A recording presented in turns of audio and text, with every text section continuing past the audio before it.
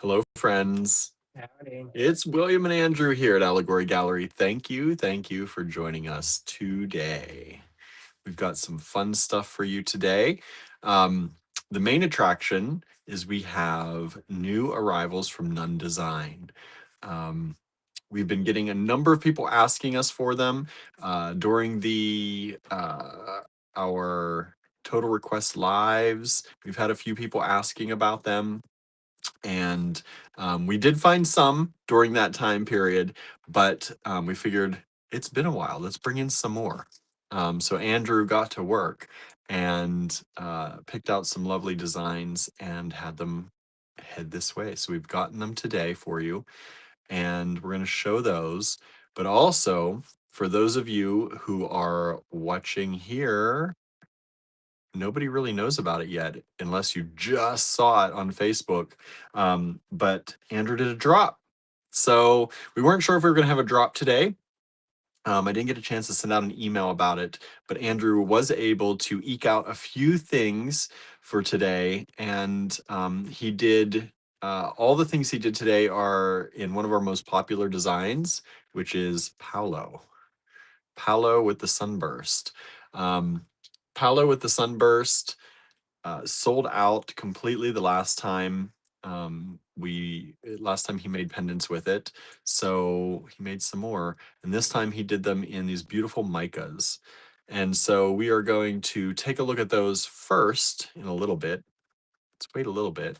But let's say hi to who's here. Let's see who is here. May is here. Just popping in for a bit. Says, Howdy. howdy, May. Anybody else out there? Um, no one said hi to me yet. So if you're out there, say hi. Um, I was at the store today. It was a pretty slow day at the store today. We had one of our friends come in. She's not a maker, and sometimes she has some bracelets and things for me to fix. So I'm going to be fixing a bracelet for her again. But that's really all that happened in the store today as far as people coming in. I've been working on some messages, getting some emails cleaned up. I was sorting things today. No, I'm wrong. Someone else did come in and bought a malachite rock from us, a malachite specimen. So that was nice. I forgot they came in a little bit after that. It was kind of like a rush in the morning and then slower most of the day. But that was kind of good because I got some things done and was able to sort some things out. Um, May says, "Quick peek at the drop. Looks so cool. Thank you." Um, yeah, I was able to get these things, got pictures of them taken, got them up online. Um, these are really pretty. So they look much better in person than I could get in a photo. As you'll notice, the photo background that I use, usually I use, um, oops, like one of these. But it was really making it was kind of deadening the colors and it was making it almost look pixelated, which is a really strange thing that happened. So I had to change the background. And that's simply because it needed to be done to at least get pictures that I was fairly happy with. But they are so much better in person. And so we're going to show them on video. If you didn't check out Andrew's reel, he did a little reel about them already. I think just the one color of them though. So we're going to show you there are multiple colors of them available. And like I said, they are now available in our online store. If you haven't checked that out, allegorygallery.com. It is right on the homepage. So you are able to get to them hopefully pretty quickly. I will be sending out an email and probably a text message about it. It's going to be late to send a text message tonight. There are some states that don't allow you to send text messages after certain hours. Mhm. Yeah, mostly Florida. I think it's after 8 p.m. Eastern time. You're not allowed to send a text message out to them. So if it gets after that time, usually I just wait to send the text message. So we'll probably send a message out in the morning about that. But we can send an email tonight. Maybe. Maybe we'll do everything in the morning. We'll just give you all the first dibs on everything that you watch these. And if you're on our social media and it happens to tell you that we posted anything, which is a whole thing. So that was my day. I don't know how Andrew's day was. It is very it's cold here. It was actually warmer, I think, this morning than it was. It felt warmer this morning than it was all day. It was even a tiny bit sunny this morning. Um, but it is gray and it is cold and it is drizzly and rainy. And I honestly, I came from the store, I drove here, I parked. I was finishing the end of like a podcast. It was actually a YouTube podcast. And I dozed off really quickly in the car because I was so worn out. Um, my energy is just so low right now. So I'm doing my best, but between wake up. But I don't drink caffeine, so between that and allergies and whatever, it's been. I have to go for coffee. You might have to go for coffee. Yeah, cause like I know it's not your fault, but I'm like it's like sucking all my energy off even more. Can't have two tired people, then it like is You're gonna like have to be the awake one then. No, no. that's not you. Maybe if I get some, I'll go and run and get a donut or Trying something. to get it. Well, get me a But donut if you're getting donuts for everybody. don't worry about it, William. Maybe cinnamon roll things so I don't have to leave the car. Oh, yeah, you have to get out and get it if it's a No, I'm donut. not dressed for public You're consumption. not dressed for public consumption. They can see me through the window. That's all right. That's not a get out and walk around and, of course, run into the neighborhood of people. I'm sure you'd see everyone. I go to the sheets in the middle of the night. Sometimes I'll have to go to the bathroom and like I will stop at sheets because I know if I go home sometimes then I'll You'll will stay come. at home. Uh-huh. And so I'll go to sheets and like pick up a snack and then go to the bathroom. And it'll be like 3:30 at night and there's nobody around. And somehow when I'm there, it's like the whole town comes up. Inevitably, somebody And will, I'm like, I can't get no break, even at 3:30 in the morning, right? have a conversation about somebody's kid. I'm like, I gotta go. May says that Micah technique is nice. Jennifer's here, says hello. I just started watching Kimberly's unboxing video. Yeah, well, I shared that today. Shared it everywhere. So hopefully y'all check that out and make sure to subscribe to her. Nice. She's nice, right? May says here, I haven't seen Kimberly yet. Says May says here it starts cold, then gets to high in the 60s in the afternoon. We were supposed to be a high of 58 today, but at no point did it feel like 58. The sun peaked out like twice. Yeah, And that then I was like, in Johnstown it was just raining all day. well, it Well, rained drizzling. once. Just drizzling. Oh, Kimberly is here. Says hello everyone. Happy Friday. Howdy. Hello, we were just talking. I don't know if you were here when I was talking about you or not. Burning. Says thank you for the share, William and Andrew. Of course. We watched it the other week, last week. What, what is that? We watched it last week, and then it just reminded me today. I was like, oh, I didn't share it, so we got to share that. What do you got over there? What do you got over there? A hammer screwdriver? That's interesting. I don't know how good this is. Yeah, I was like, how actually Probably rattle apart when you hear something. uh-huh. That's really cool though. Um Andrew's got some tools over there he's working on. Arranging stuff. Uh-huh. So we have people, if they're curious about the cottage, we have not been able to do much work outside because it's been cold or raining. It's been mostly raining for days and days and And, days. or it's nighttime and you can't do stuff at night. Or Yeah. William's at the shop and I can't do it by myself. Mm-hmm. So we've been trying to do indoor projects. So we found one of the jewelry benches in storage, and unfortunately the top got damaged. I think it got wet. Yeah, I think it was damaged before. It wasn't like pristine. No.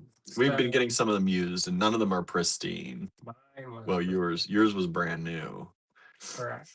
And I did get one that was pretty nice. Yeah. But anyways, so some of them they're not like, the fanciest. But so that it was the top was really messed up. So we're gonna have to think about solutions for that. Somebody said that they got metal and put it on, and I kind of am like, okay, but you with the way that we have our stations, you don't have to worry about stuff being on fire on the No. bench. Like some people, they have their bench set up and everything's on the bench, Yeah. and including the torch. The torch. And we don't do that for safety, so that it's underneath like a hood and stuff. Yeah. And so, anyway, so yeah, that's one of the things that we pulled out of storage and is getting ready to go. Hmm. And then we have to fix that somehow.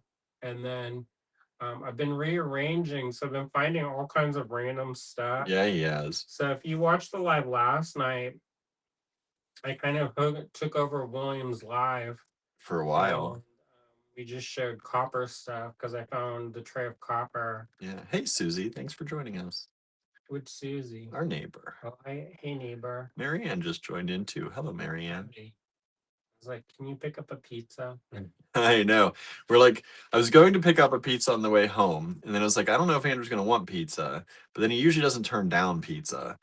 I'll never turn down pizza And then I was unless like, there's like meat on but it. also I was like, if he has a drop for today, because Then you'll be I behind. hadn't heard from him yet, so I'm like, if he has a drop, There won't be enough time. there won't be enough time. So I raced home, and then just as I was like almost pulling in, he said, I'm gonna be up there. And then I turned on the Instagram and I saw he had something.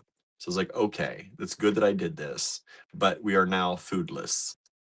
Well, we're not. We're not foodless. foodless. We have a bunch. We have stir fry vegetables in the freezer. We have rice. We have eggs. Start making this thing. Andrew started making a thing. It's just that when we get out of here at like 11:30 at night, It makes for a long. it makes yeah, you start cooking dinner at 11:30 or midnight. Usually, then I have to come back and Yeah, work. because so you cook dinner. It takes about an hour to make dinner. We eat around midnight, 12:31, and then you have to come. We watch an enameling video while we eat, and then he comes back So it's like 2 or 3 in the 2 or morning. 3 before you get here again.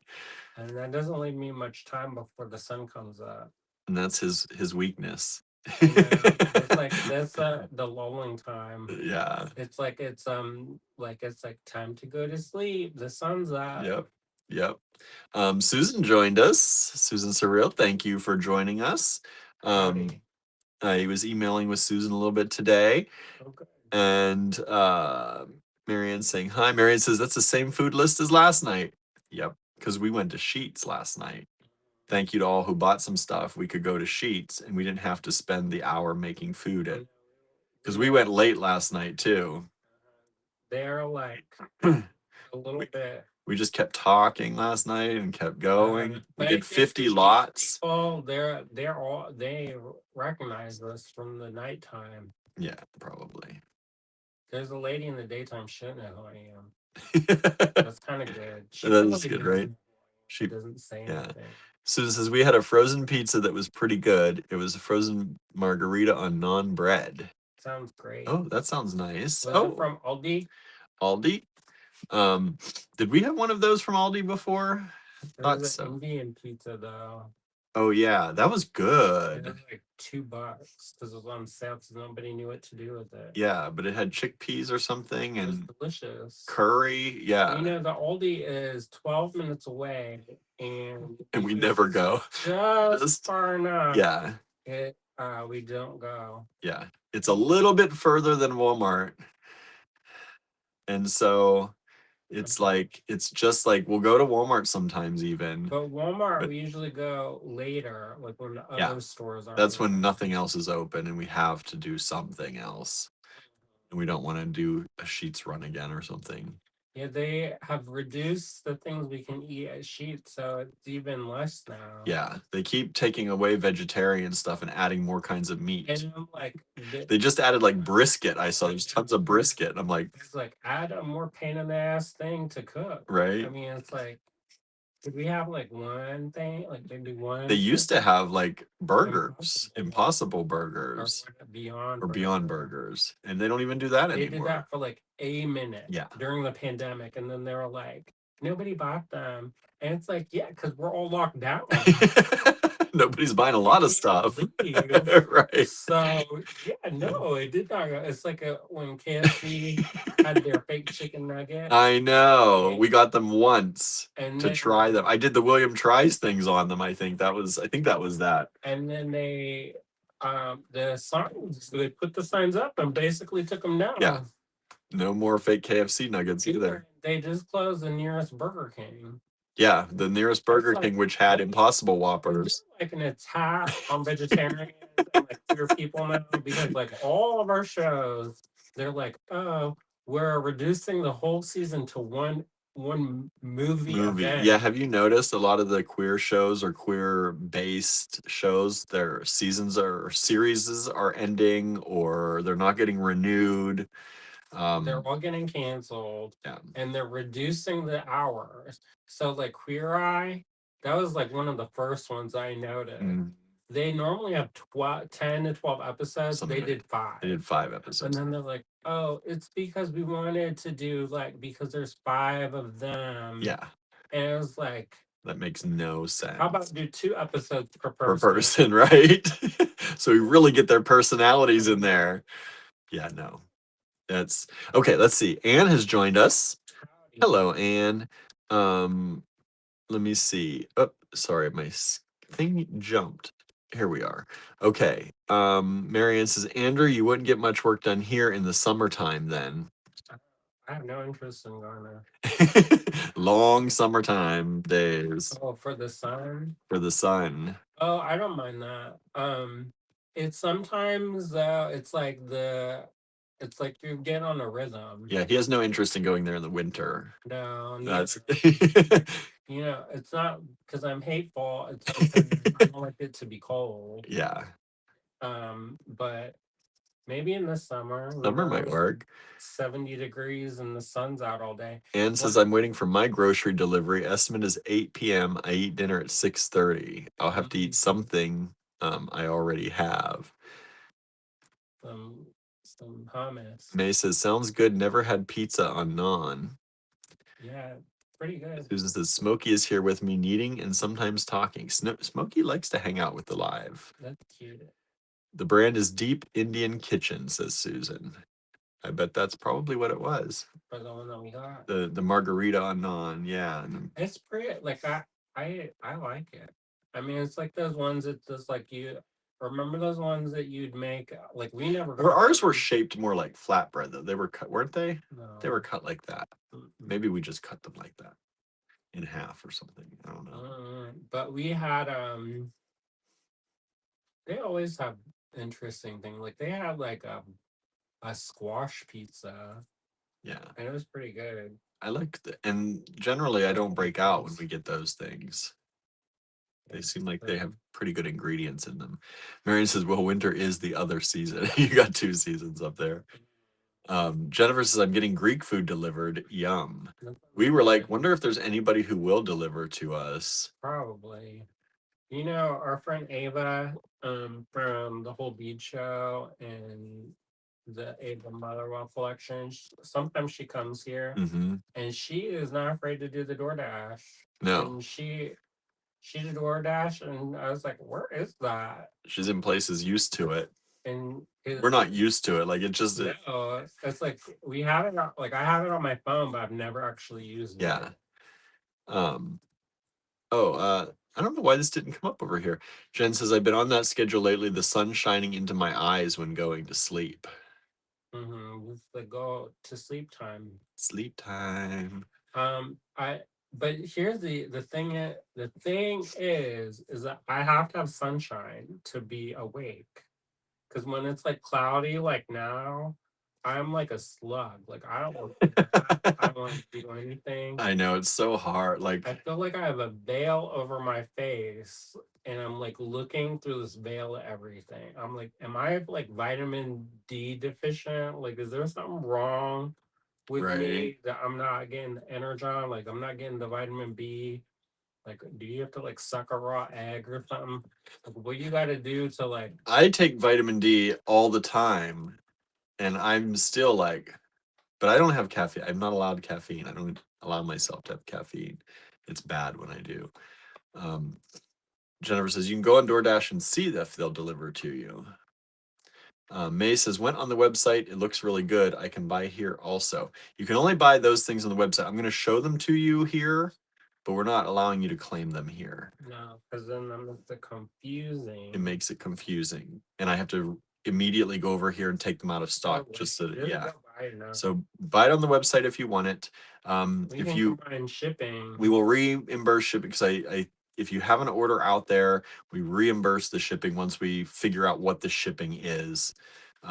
You know, Everything. I question whether that's a good long term strategy.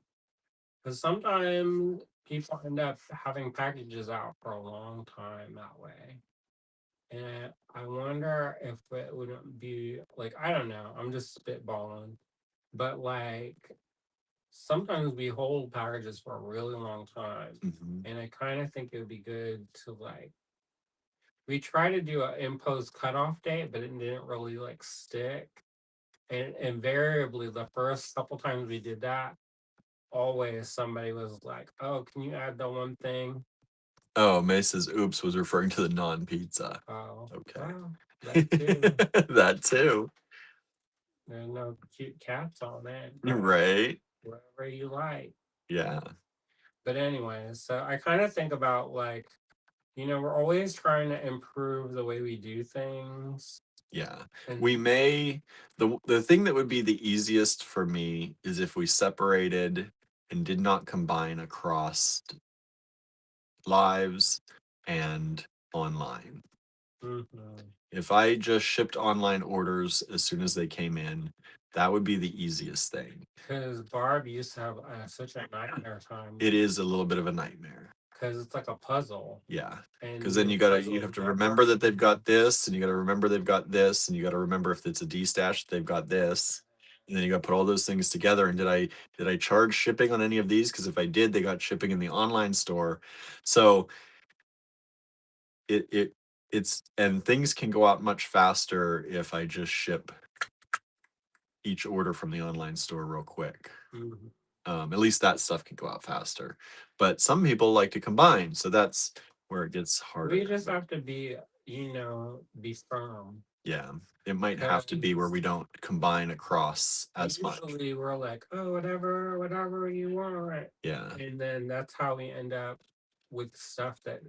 And then the other thing is that when he's doing that for other packages, sometimes it pushes some of the other stuff back. yeah. So, Let's see. Susan says I never got into the DoorDash habit. Think yeah, that could get says think that could get kind of pricey. Those non pizzas are basically a one serving size, so we get two. Yeah, that's one of the reasons we never have done it is it can be pricey. oh, And because of the charges. charges and tipping and extra. And I mean, you We tip use anyway for delivery. delivery. Yeah, and We we don't do that either. Yeah, no, we you just go pick we it go up. pick it up.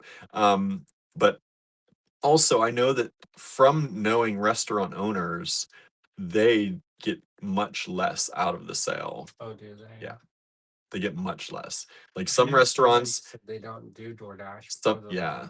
that. Some of the restaurants we know, the one I was talking to the other day, they said that they literally get half as much money from every order. So it's like wholesale. They're pretty much selling wholesale. Yep. I guess if you're in And a then if high there's a volume, dispute, they lose out. Like there's nothing to protect them. I guess if there's high volume, it makes Yeah. sense. But if you're just kind of like, And some places are better than others. Um, I know our friends at Jada's, they just developed their own app. do they I have the think delivery I think it's function? through one of those things. You can pick up or have delivery through the app, I think. Um, but if you use the app, they make more money off of it, even if it's the same price. Well, I used to work in the restaurant industry, and we had dedicated delivery people, and it was hard to keep them on staff because they weren't allowed, they had to literally, if they did other work than delivery, because as delivery you're a contractor, Yeah, so they literally had to clock out and clock back in as as a an order came in, DMA or whatever, as the orders came in. and so that they could do other work, because Oh, you can't just have like employees not doing stuff, doing you stuff. know. Yeah, And so they literally had to clock in and clock back out, um as like different things. It got really confusing, yeah. and they Or you actually forget to clock in or clock out a certain way, uh, or and sometimes people would like forget to clock out, and then they said, oh, I worked this many hours. It's like, well, the security camera doesn't say that. yeah. So it was like, it was hard. And then the other thing is they had a thing like, as a contractor, you're like forced to like pay for your own repairs on, like if you have a bicycle, Hmm. and they're like, but this is like, it was weird how that, like, it was structured. Yeah. So Well, that's been a thing with DoorDash and all them. Like some of them were getting into because they hire people, I think, as contractors, but they're technically kind of employees. Like, so there's a whole thing going on with all that too. and there was even a thing where like the since they're contractors, everybody had to wear a uniform. And because like you go in a restaurant, that Hmm. you work at the place, so you had to wear a uniform, but technically you're not allowed to wear a uniform as a contractor. Well, yeah, you can't force them to wear a uniform. And so like there was whole thing, and like New York usually sides with the employee. Hmm. And so I actually had to go to court a couple different times, because people were like suing the labor company, or the restaurant for labor violations, or Yeah. Susan says, May, the drop will be aesthetically yummy, but not stomach growling hungry. Um, Anne says, that would be okay with me if each mode was shipped separately. It sounds like a real headache. Um, that's good to know. May says, I tried grocery delivery during COVID, forgot what service, but delivery charge was a bit much. I think some stores might even charge more for their items. And Susan says, it's another reason we don't DoorDash. It's easier and cheaper for us to do a weekly grocery run. I don't need to Susie see what's available. Susie says, I'm too cheap to even get food delivered. I go pick up. Yeah, that's um Susan says, I'll do DoorDash if we're having car issues or sick. That makes sense. My local pizza luckily has their own delivery driver. They were nice when they forgot the anchovies. They came back to my house. That's nice. Nice. Susan says, Yay, I dislike the you're not an employee, but you really are one mentality. And says the grocery does charge more for items plus delivery and tip, but I don't have a car. I figure when I'm retired, I will have more time and less money to take the bus. Um, Angela's Makes here.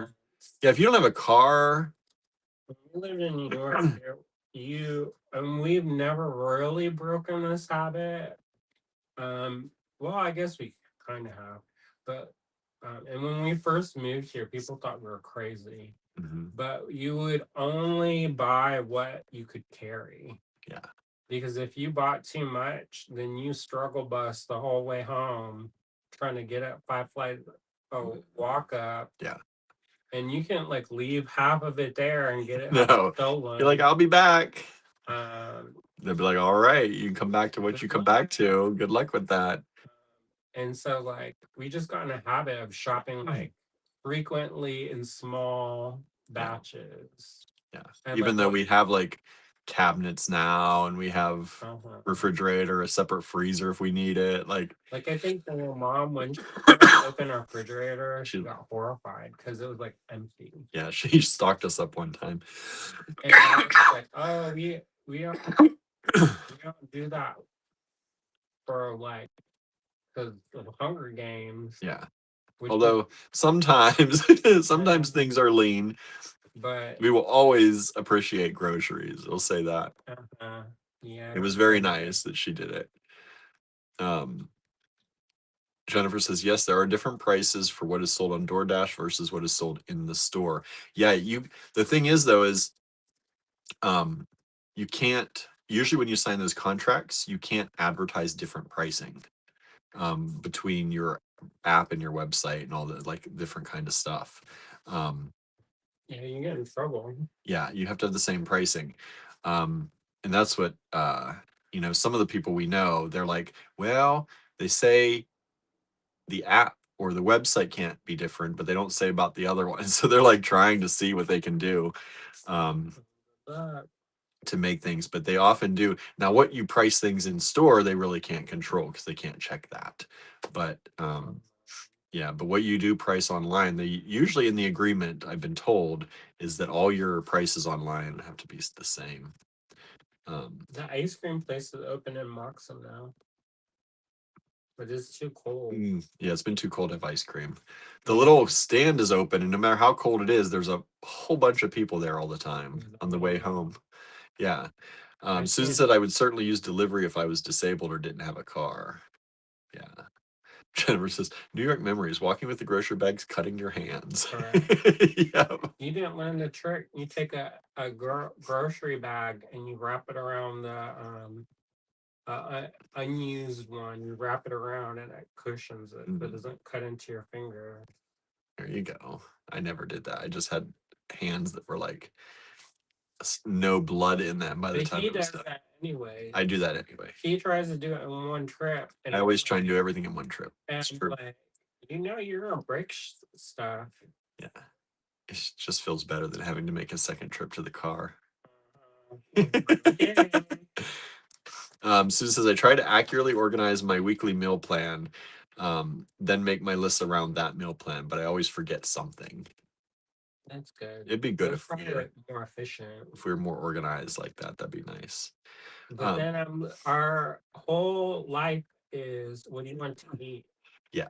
What do you want to eat? What do you want to eat? Do you want to eat anything? Are you hungry? What are you hungry for? For in 6 hours. Yeah, I just ate, but we need to know what are you gonna be hungry for in 6 hours? What do you want for we're eating lunch? What do you want for dinner? So basically, meal prep is the whole. That's our meal prep. I guess we don't have to like hunt it down or whatever. So Yeah.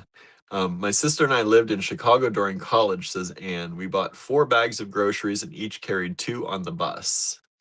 Yeah, I if luckily when I was in Brooklyn and stuff, like our grocery store was just a few blocks away. So we didn't need to take a bus to do grocery shopping.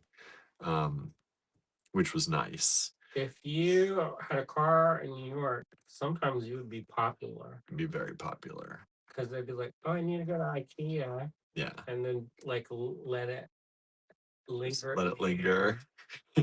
and hope that somebody was like, "Oh, I'll go with you," Yeah. or I'll take you.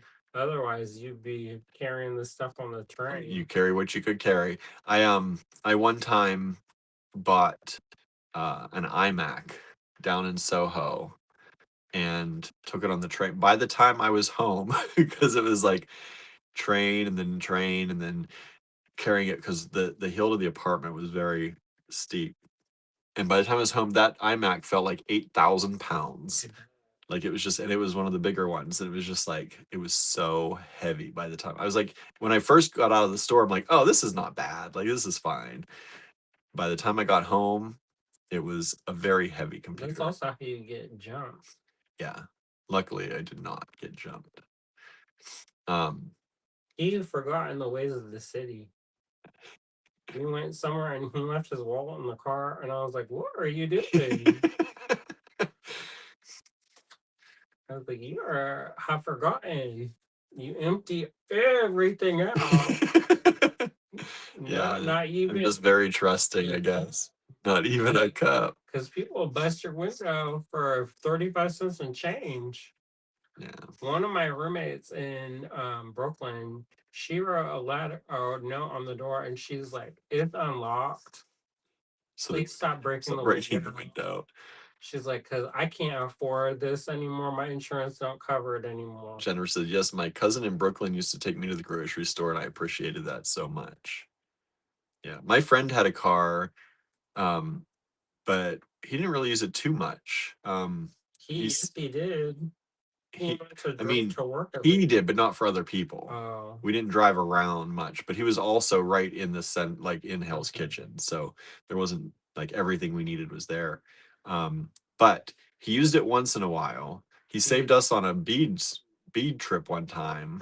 we rented a car. We tried to rent a car. No, we rented the car and we paid them, and they wouldn't give us the the car. They no, we had a debit card. We reserved it with a debit card, and No, they needed we a paid for and they it. needed yeah, we reserved it, but they needed a credit card to actually let us take it, and we didn't have a credit card with us. Well, because I had to use the company that I worked for, I had to use the card that they gave me, Yeah, and because it didn't match, because didn't I was gonna use my personal one, but it didn't didn't match the one match. that we paid with. Yeah, So they weren't gonna give it to us, and then he was like, "Okay," and then he drove us to Philadelphia. yeah. He took us in the car to I mean, it Philadelphia. wasn't as far, Philly's not that New far York to from me, Philly, it was like an hour. but But still, yeah, that was but that was super good that he nice. had the car and he was willing to do that. And then but yeah, he didn't use it for much else other than going to work. He worked up in Poughkeepsie and drove a few times a week back and forth. But he garaged his car, so he didn't have to keep moving it every other day. And his garaging was like the cost of our entire apartment was how much it cost him to garage, probably more than our apartment to garage the car. Mhm. Uh, It's like a second run. it was definitely a second rent. It was You definitely a know, second. right? Yeah, he had one parking spot in the garage, and I got too much stuff now. I can't be I doing think it was that. like 15 or $1,800 a month. It's one thing when you're young and you don't have anything. It's another thing when you got a lot of stuff. Stuff. Like if I went to teach a class, I can't imagine like not having a car. Like I know. I have a little trolley Yeah, that you do. they Sometimes too. I know that I like pull behind me. And I'm like, Can I'm you imagine getting on the train or on the bus with the trolleys? and nor can neither can all the other people Yep, need to ride around riding around with you. in the train. They'd be like, "Get out of here." It's Uh-huh. like when somebody tried to put a couch on the subway. People are like, "What are you thinking?" But that's what people had to do. That's what Some you do. people don't have no spatial awareness. Yeah. They were like gonna put this big ass sofa. And I was like, I don't know how you got through the turnstile for Right? one. Like, how did you get it down onto the platform even? Like even bikes, like people would take their bikes on there, and like if it was like rush hour, that was like so I hated it because People jam their bikes in. you'd end up with like a tire Because in you your were already wheels. like armpit to armpit with people. Like it was already Yeah, I terrible. don't miss that, and not at all. And then you had this somebody that had their bike, and you're like, all I don't right. miss that at all. Like sometimes I miss the city, and I'm like, I miss it, and then I think about having my face in somebody's crotch, and then I'm like, Yeah, as you're sitting and they're like stepping up to you. mhm. Fun, fun times. Susan says, yikes, my mortgage payment was less than that. Yeah. Most people, well, not in New York, but in many places, the mortgage payment is less than what he just did for his car. Mhm. I I used to send him like listings for houses because he's like for what he paid in rent, there'd be like this estate Yeah. with like a gate that you push a button and the door like the gate Yeah. opens. And he was like, I don't want to live out there because then it's then I have to be with all the other people that I don't want to be with. And then I was like, you just have your own compound Right. like that. As much as you're paying in rent. Yeah. Well, yeah. Yeah. And now he's in Seattle. So he went from one big city to another expensive city. It's expensive there too. Yep. Susan says, my husband's aunt used to bring a Christmas tree on the subway. If it were me, I'd just get a ceramic tree or something. I know, I can't imagine. Yeah. I did not try and put up a Christmas tree in the apartment. What we did is we put the lights on the wall in the shape of a tree. There you go. And then like plastic ornaments. Plastic ornaments. That's how you did it. Or if sometimes they had like the children would come out of somewhere and they would have like little trees.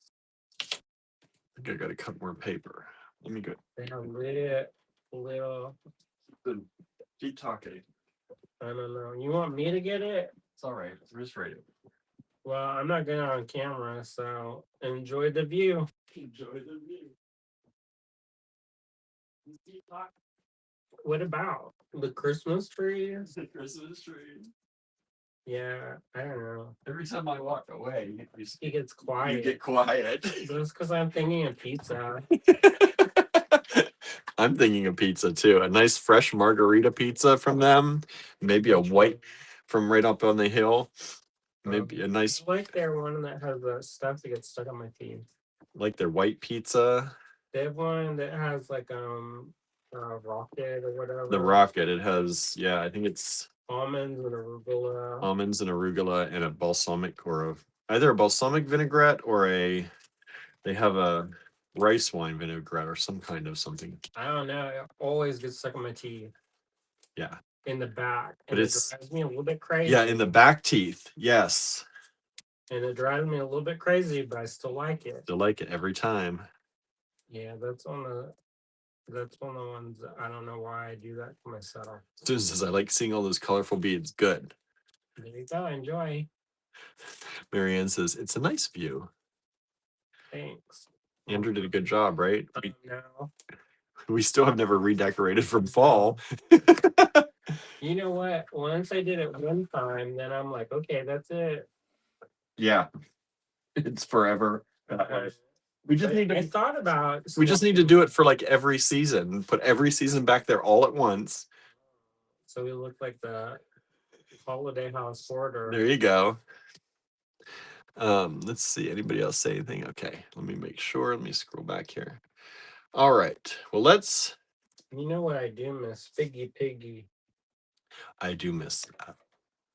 That was lady, delightful. She Lisa is still a great chef. Does she still cook here? She thinks she still does catering. Well, she could cook her ass. Somebody, when I had heart issues, had her cater a meal for us, and that was delightful. And it was all like heart healthy stuff. Heart healthy stuff. She built a menu for it. I don't know what they paid for it, but it was so nice. And I think I know who did it. They never said, they wouldn't say, but we think we know. But it was so nice. Dead now, the one. And yeah, they were. Her food is good, and she had a restaurant in town, and then she got bumped out of her location, and she went to only doing catering. But I think she's still catering. But I didn't know she was still here because she's in New Orleans part of the year. Yeah, she does live there part of the year. So maybe Suzanne knows her. Maybe they're neighbors. Who knows? She has an orange tree. Susan says, I still have my plush bunnies up. I'll change that over to more summer stuff soon. It's not summer yet. Marianne says the 4 seasons, right? Yeah, just do the 4 seasons back there. That's what those colors are. That's what they all are back there, right? It's a rainbow of seasons. There you go. Enjoy. All right, I'm gonna flip the camera around and we're gonna start taking a look at Andrew's drop today. Oh, making the noises as we stand up and sit down these days. It's what happens. I realized that I used to joke about it and I'd make noises as I got in and out of the car, and now it just happens. I noticed that the other day. I was like sitting into the car and I went, oof. And I was like, oh boy, that was not a joke. That just happened. You practiced it. That's real. Ready for I was ready for it. All right. So y'all, this is Andrew's drop. This is in the online store. I don't know if anybody's grabbed anything yet over there. We just dropped this literally just before we started the live. So these are available at allegorygallery.com. These are these beautiful mica rich enameled pendants. They're also etched with his signature and date on the back. But these are of Paolo. So this is the purple one. And then we have this green one. And these are about, I think, what are they? 25 millimeters, which I think, yeah, it's about an inch. 25 millimeters is just about an inch. So there's that one. And then there's this golden one. Susan says adorable Paolo. And for those of you who may not know, I don't know if anybody here is new, Paolo was one of our first fur babies, Paolo and Babette, and they have passed, but they still do their work from afar with us. This is kind of, we do have a shrine to them. This is kind of a bluey one. So this one, you can see this one is a little bit more green. This one has a little bit more blue in it. They're very similar. And in the online picture, it's very hard to tell them apart. I couldn't do much about that, but this one's a little bit more like tealy blue.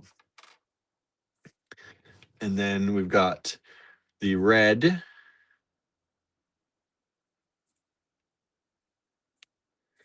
And then we've got the big red.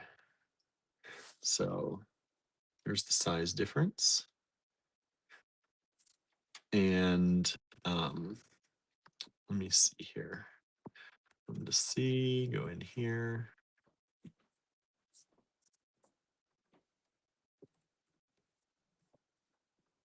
These ones are 28 and the bigger one is 32. It's getting a little bit chilly.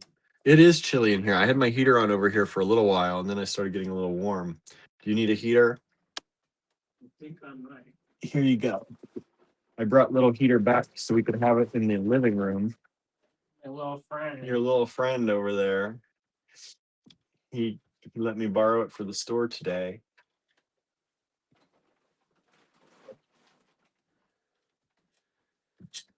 And so these are available in the online store if you'd like to grab them. They are the drop for this week. Andrew's still working with deadlines and things, so he didn't get a lot done, but he got this little rainbow of Palos done and ready to go for y'all if you'd like to grab one.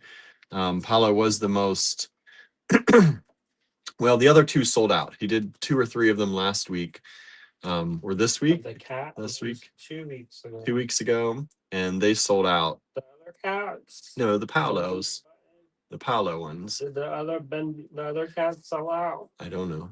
I just know the Palos sold out. Because we had some cats in Monday's drop. Because we got kind of bumped. The cat with the hellebores did not sell out. The upside down cat, the falling cat, the falling cat sold out. The one that I made, the little one sold out. I made a bunch of the ones with the backgrounds, like the blue backgrounds. One of the blue, like those owls that I kind of like hand painted. Yeah, one of those 3 sold. Oh, really? Mm-hmm. That was like a delayed reaction because they did sell. Yeah, it sold when we dropped the other ones on Monday. It sold delayed. The ones that you hand touched up in gold mostly did not sell though. Oh, right. Just the bird holding the locket sold, but that also sold with the owl, I think. So those 2 sold together. Oh, better late than never, I guess. Yeah. And then the Palos from the week before both sold. Those sold the first thing, I think. Mm-hmm. Well, some of y'all probably remember him. Yeah. Oh, we sold one of the bronze charms. That sold. Nice. Yeah, some of y'all remember Paolo, I'm sure. Many of y'all probably remember Paolo. Okay, so that's that. These look really nice all sitting together. I wish I could move the camera down further, but it doesn't go. Well, maybe. Let me see if I jump to the other I'm camera. doing coffee. 'Cause I Are you? can't- There they are. I'm like shivering and crying over on this side. Me too. Oh well, you can't drink it. You're I anxiety. know. You could give me a decaf, a warm one. I'm gonna get a warm something because Yeah, maybe the a warm. ice business. Although Dude, Sheets has been out of chocolate for like 3 weeks. what the hell? They have I white need chocolate, but not dark chocolate. And that's how I get my mochas. And they've been out for like 3 weeks. I haven't checked lately this week. Or at no least vegetarian, no chocolate. Basically, I, they hate. I know. It's like what the few things that I eat there. Like I guess y'all don't like us. Just want us to go away. Oh wow. Drive Oh. down the road, go to Aldi. Right. So yeah, I haven't had a coffee in quite some time because of that. I did get a coffee when I got my haircut though, because I stopped in at Abigail's in town.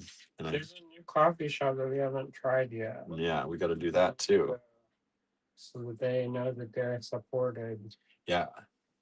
Because I hate it when you open a new business and then nobody shows up. Yeah, and I don't know how they're doing. I don't know them. Maybe I don't like them, but we'll find out. We will find out. Maybe. Um, Anyway, are you? These are the. Oh, they're so cute. I know. The earrings, the lapel pins. One moment, everyone.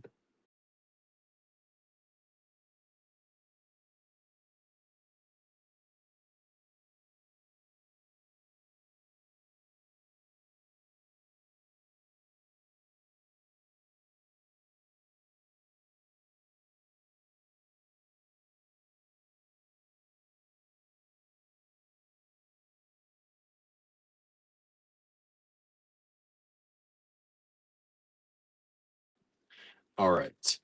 And we're back. Okay. We're going to get started here. These are Nunn Designs. So NUN is going to be the, and it kind of looks like a V. So if you send NVN, that'll be okay too. But I met Becky a long time ago. I used to do this show called Art Fest, which is in the Puget Sound in Port Townsend. And she lived around the corner. So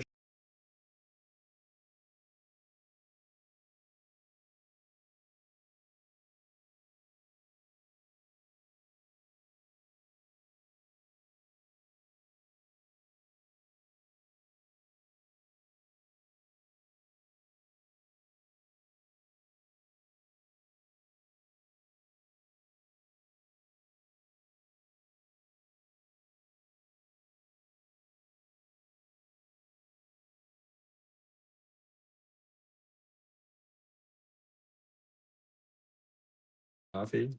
yeah. And we're back. Okay, I'll show stuff. You're going to show stuff? Yeah, you don't know Becky. So I don't know Becky. This song from somebody nice. Okay.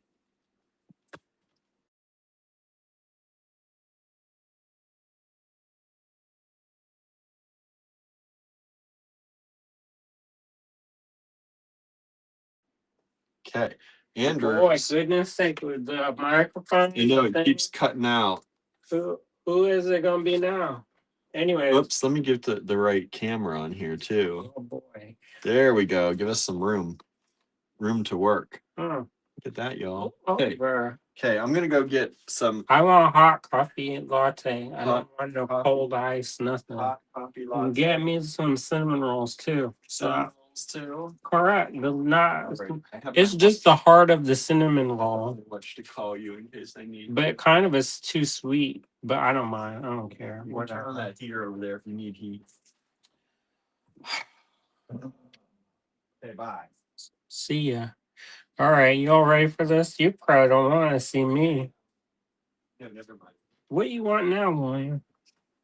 I had the van. I was gonna say it might connect to the Bluetooth, but I would have the cost. Okay, well, so who's watching? Is anybody watching? Or did I scare everybody away? Um, there's only 11 people watching. I thought for Friday night was a brand new product line. We would have more than 11, but whatever. What? Did you leave yet? No, because I don't have my phone, so I need my wallet. Oh, you want, My watch doesn't work. you want my phone? No, you don't have a wallet on the phone. Do you need to pick the card out of my purse? Yeah, I've got my. Marianne said I had cinnamon rolls with my coffee tonight. Oh, that's good. Yeah, they sell this thing. They probably got rid of it because I enjoy it. And it's basically like a pocket, and then it's from like the Cinnabon people. Um, let me make a thing for this so I don't get confused.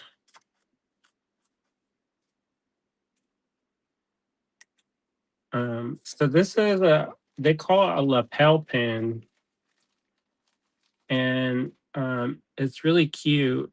So it's got the pin back on. So if you don't know how to solder, it's already done for you, and it comes with that. So with this, you can take and what I do sometimes when I don't know how to do, like I'll show you how I do it.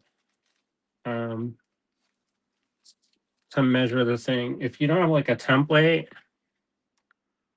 let me get that off first. So this is what I do when I try to measure stuff, and I don't have a ruler, but I have scissors. And generally speaking, I like to use a pen or a pencil, not Sharpie, because it's too wide.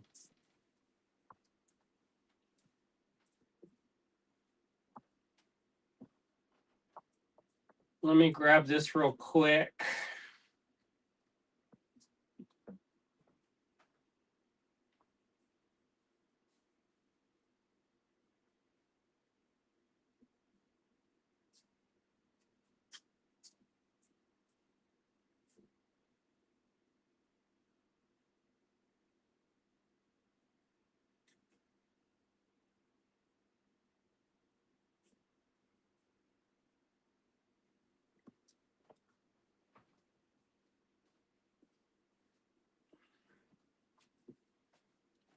All right. So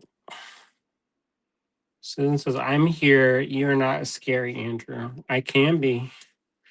All right. So I get the pencil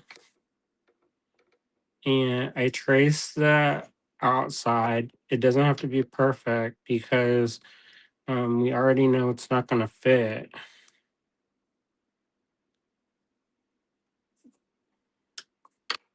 All right.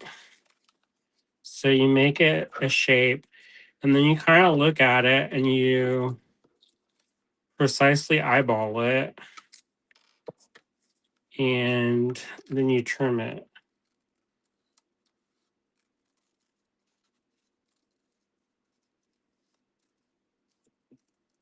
And I'm just shaving off like a millimeter on either side all the way around so that it can fit. But rarely, if ever, do I get it right the first time.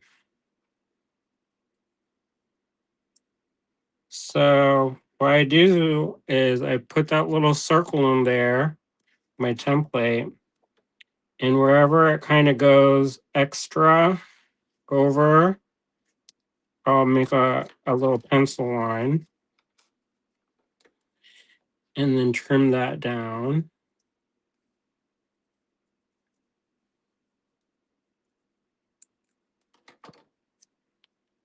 And then see if it fits. Generally speaking, you want it to be able to slip in easy. You don't want it to be able to like, stick out Jumbotron because then otherwise then it's no good. All right. Because if it sticks out real hard or if you can't get the image in real easy, these are really good for UV resin, for regular two-part epoxy resins. This is also good if you have a stone, you can, a flat back stone, you can kind of use that and glue it in. Um, and so I need to trim it a little bit on the one side. Now, another thing you can do if you want it to be really circle shape is you can fold this in half, and when you fold the circle in half, then you can see where you need to trim it. So there, I'm trimming it and trimming it. And then the other thing you can do is you fold it the other way. So it's like a equal arm cross. And then you can see how there's more to trim. Now you don't want to trim too much, because then if you trim too much, then you're just gonna have a little small thing. I mean, but it's just like a little piece of paper, so it's not like the end of the world. It's not gold, y'all. So let's see if it fits. So it's almost perfect. There's a little bit of room on there on the other side. And then here's my trick. So what I do is, because this is kind of not sturdy, I will get the packing tape, and I'll take a little piece of packing tape and I put that in there like so. And then I fold it over, and that's my laminator.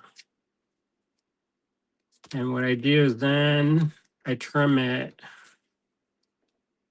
Well, first I kind of burnish it good. You can also get, there's a thing, and they're kind of expensive, but it's like a template maker. And it's like a piece of plastic that has different circles and stuff. But if you don't have that, then they're kind of, I think last time I got it, it's like they're usually sold for drafting students. And it's also, if you do a lot of stone setting, they use that for that. And then you just take and trim this, and then you have a little bit, it's a little bit more sturdy.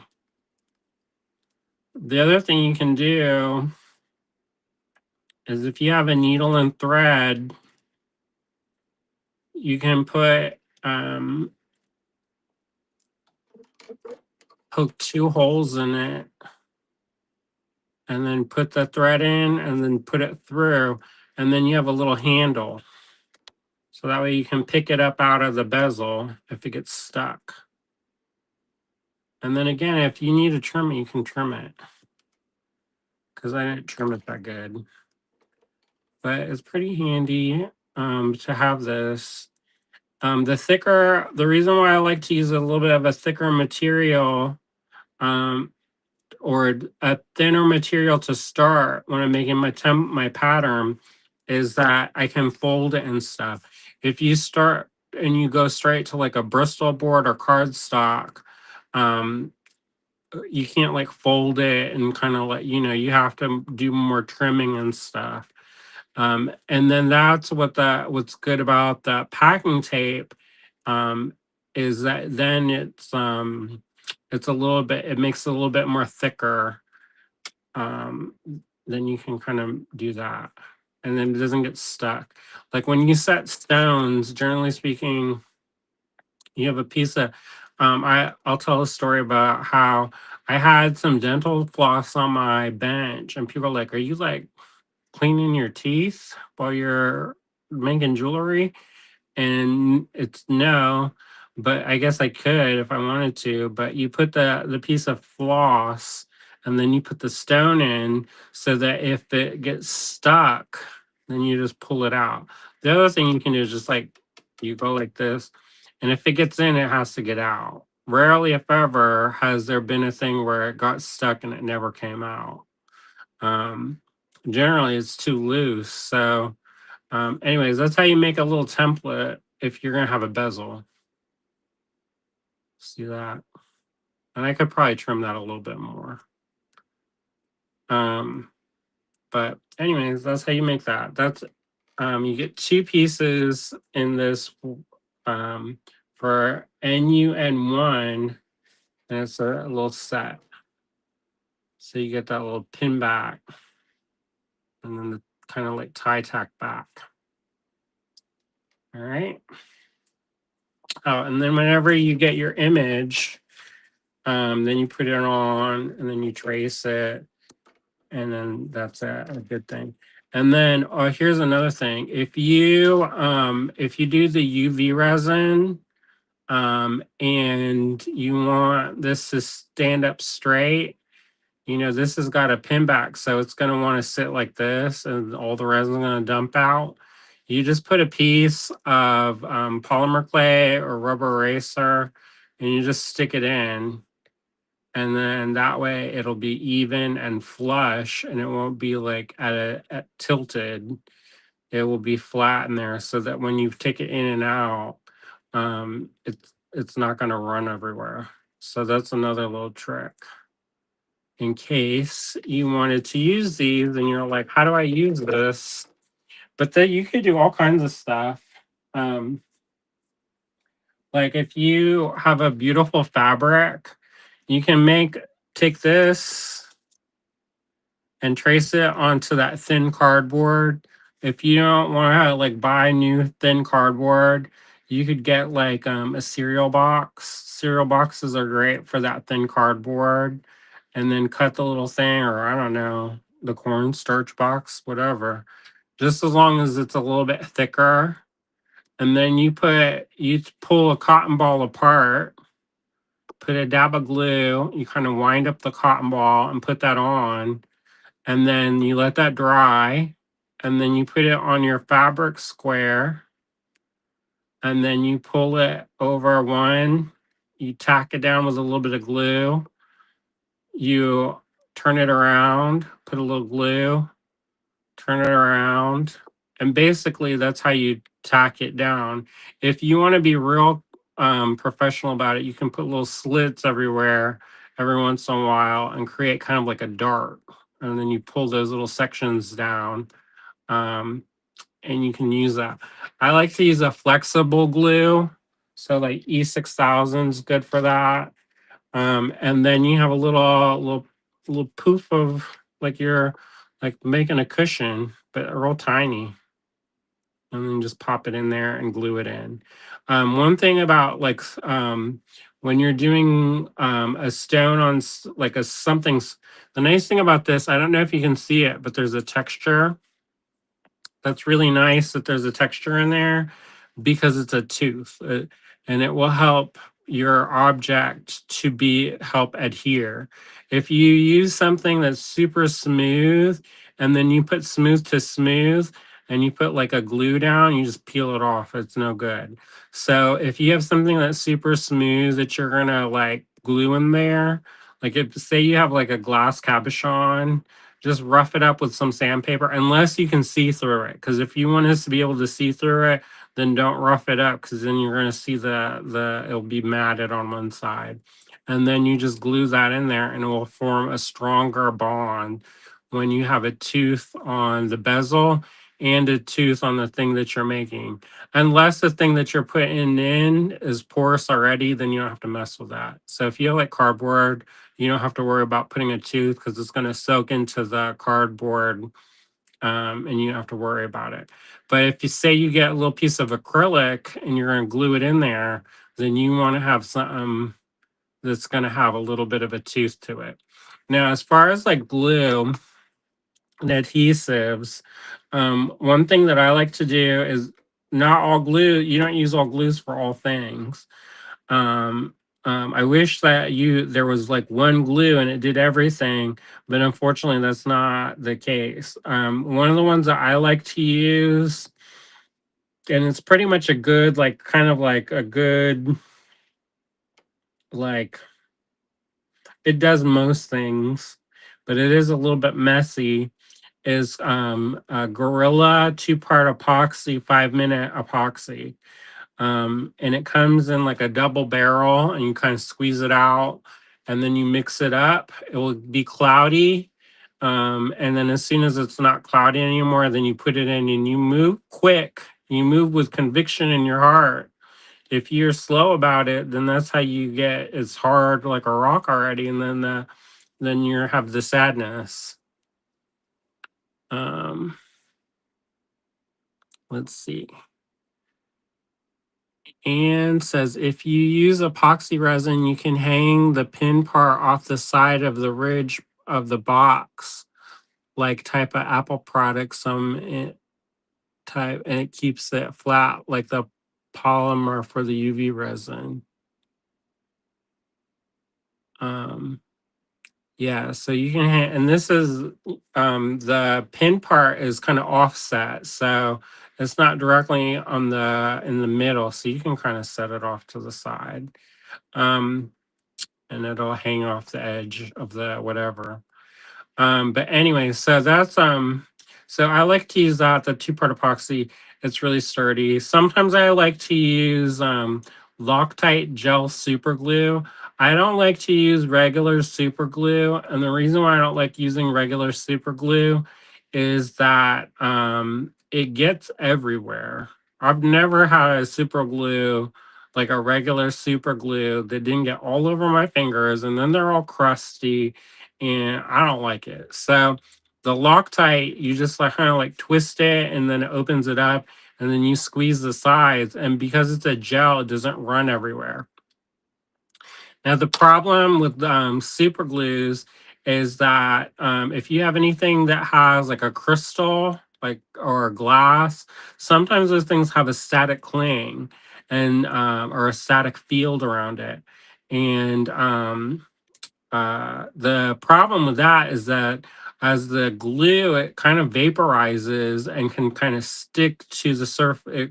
That static cling, it collects that, it kind of draws in that vapor, and it can make your crystals look cloudy or crusty, and it's not the most ideal.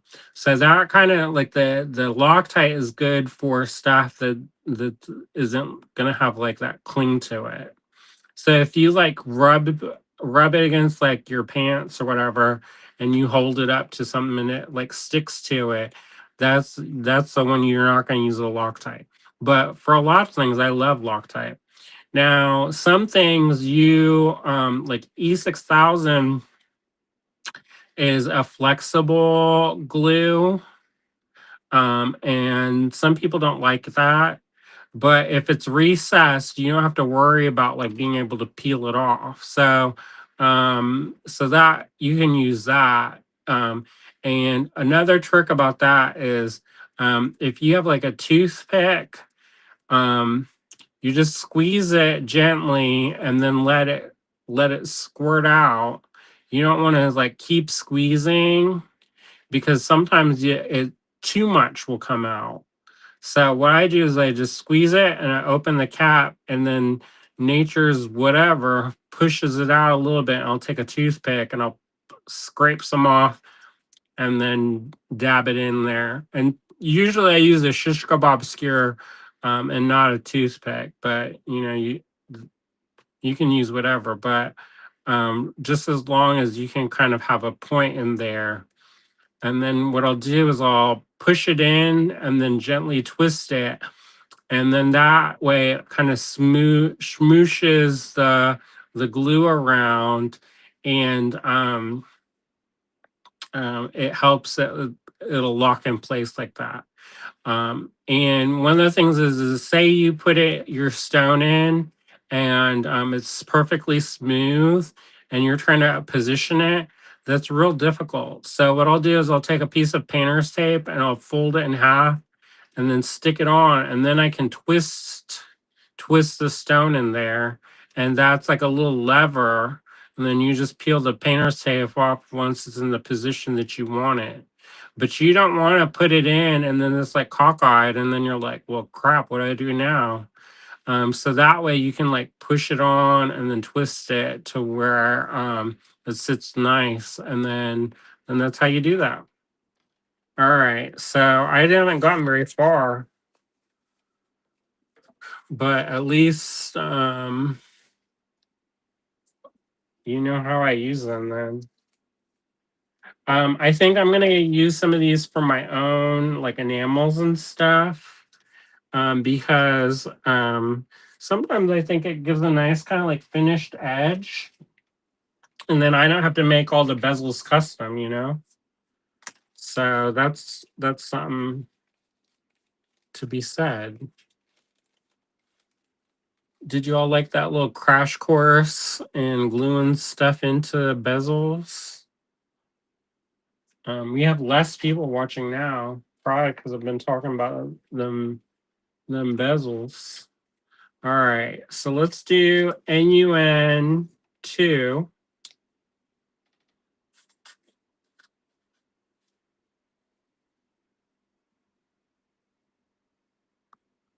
Miriam says worth it for the good info. Thanks. So these ones are $3.50 each. And I think there's 10 in here. And these ones are the silver finished ones.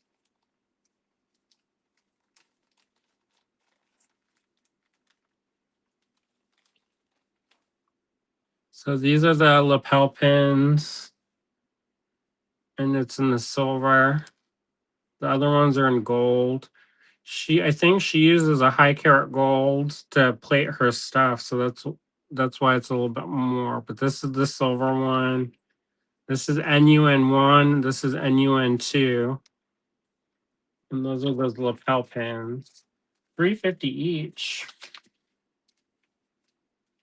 All right. Some of these, let me see. I'm gonna do something. I'm not gonna do all bezels all at once. I'm gonna break it up. Because I know some of y'all don't have no interest in doing bezel stuff. You're like, whatever. Go sleep on it. But these are fun. So this is a pendant. I love how this not like perfectly like an oval. It's kind of like this is how I do my stuff is a little bit, it's always a little bit more organic flavor. And this is a willow leaf in gold, it's gold plate. Um you can see that. This is gonna be NUN3. Let me get this for you. NUN3. They're $5 each. And there's 10 of these available. I really like those. Did you know that they use willows and like memento mori jewelry? I don't know if y'all knew that or not. And says, yeah, I like that organic look about the Nunn Designs. Yeah, that I appreciate that. And then Susan says, I do too. So this one, let me measure this for y'all. So it's like 1.75 inches, and then by about 3/4 or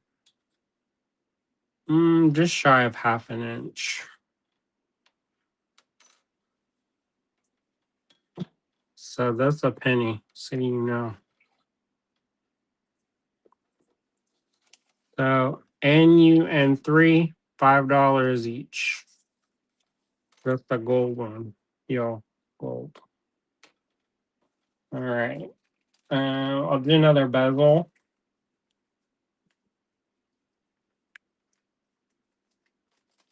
I'm just kind of randomly grabbing stuff, so just enjoy that. This one's gonna be next. I like that shape. I like that size. So I think I may, if these don't sell, then I'm gonna keep it, and then I'll put my enamels in it. So this is gonna be NUN4. And these are a little bit spendy, $8.75. That's not too bad. And I only have 5 of these. So not as much as many as the other ones. So this is the antique copper, and it's an oval bezel. Again, it's got that nice texture in there. So then you don't have to texture it yourself. If you get a bezel and it doesn't have this texture, the stippled texture, you get a little piece of sandpaper, a real rough sandpaper, and you just scuff it up. Or if you have a Dremel um, or a flex shaft, there sometimes a bit can be used to add texture to that also. I think that looks real nice. This is NUN for $8.75, 5 of those available. All right, let's move on to something else. Now, if you have any questions about how to use them, or if you want to get better sizes, wait till Lum comes back for sizes, because apparently I don't know how to use a ruler. All right, so this is going to be NUN 5, and this one's cute. Somebody's talking about summertime beachy stuff. Here you go.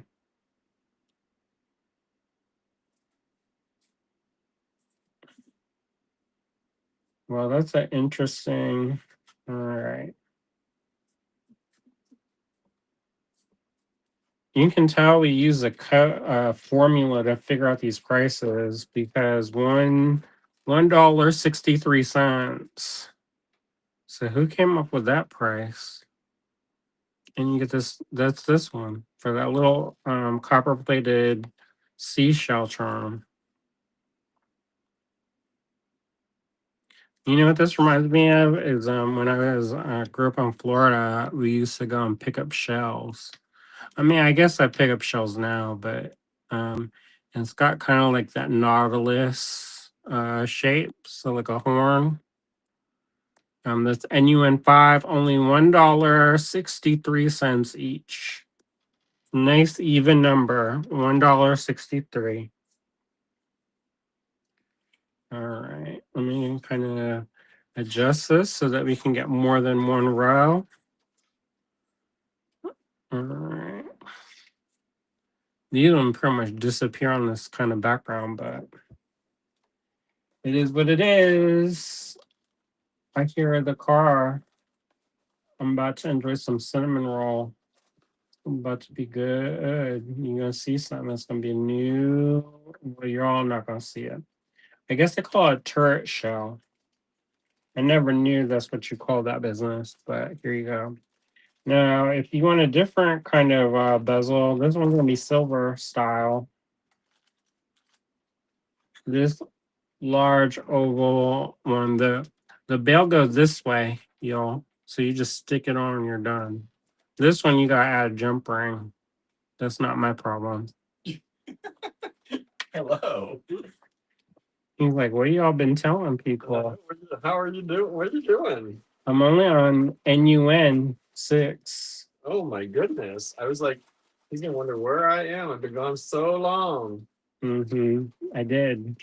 I started getting nervous. Getting nervous. Yeah, I'm not used to talking to people. I'm a creature of the not talking. Sure, I've been what?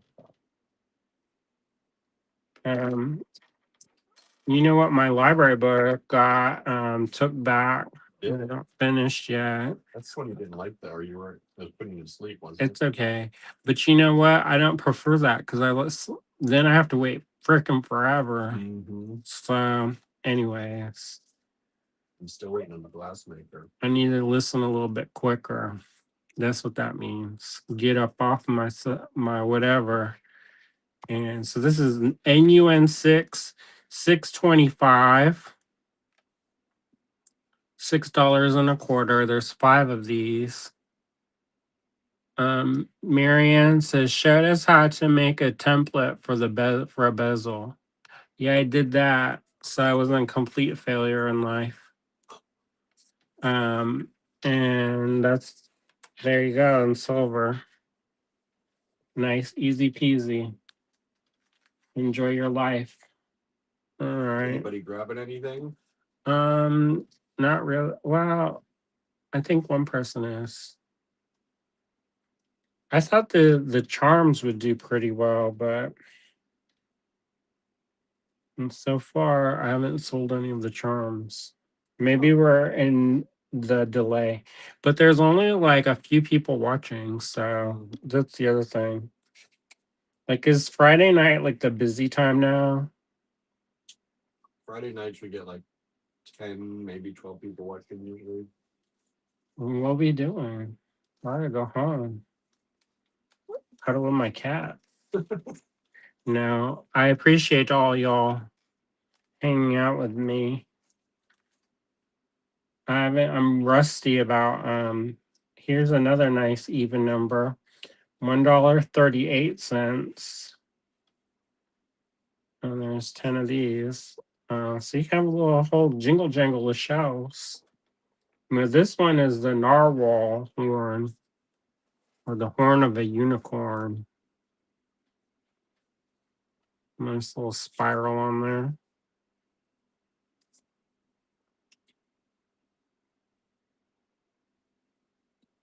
And says now that the weather is getting warm, I think people are out on Fridays. It's not warm here. Mm. Y'all can shiver out on the patio all you want. And says, not me. You can count on me not to go out. LOL. Yeah, me neither. I don't go out. Maybe sometimes I go out and do stuff. I'm sociable. Not often. Cinnamon things, would you like also? Yes, please. I'll save you some of my cheese stick. You can have some of my cinnamon thing then. We'll do swapsies. That's all right. My coffee is sweet enough. He's like, no thanks. Well, you only had 4 because the 8 of them cost like $10. What? Where are I did we the small going? portion. Sheets, you're losing me. Yeah, they are. I got a s'mores hot mocha. Oh, here's another nice even number. White chocolate. $3.13. Why don't you just round those? Instead of complaining my ass off. And this one, here, get ready for it. You're gonna be so excited. Those are gonna be hard numbers for me to spreadsheet. Well, then you do it.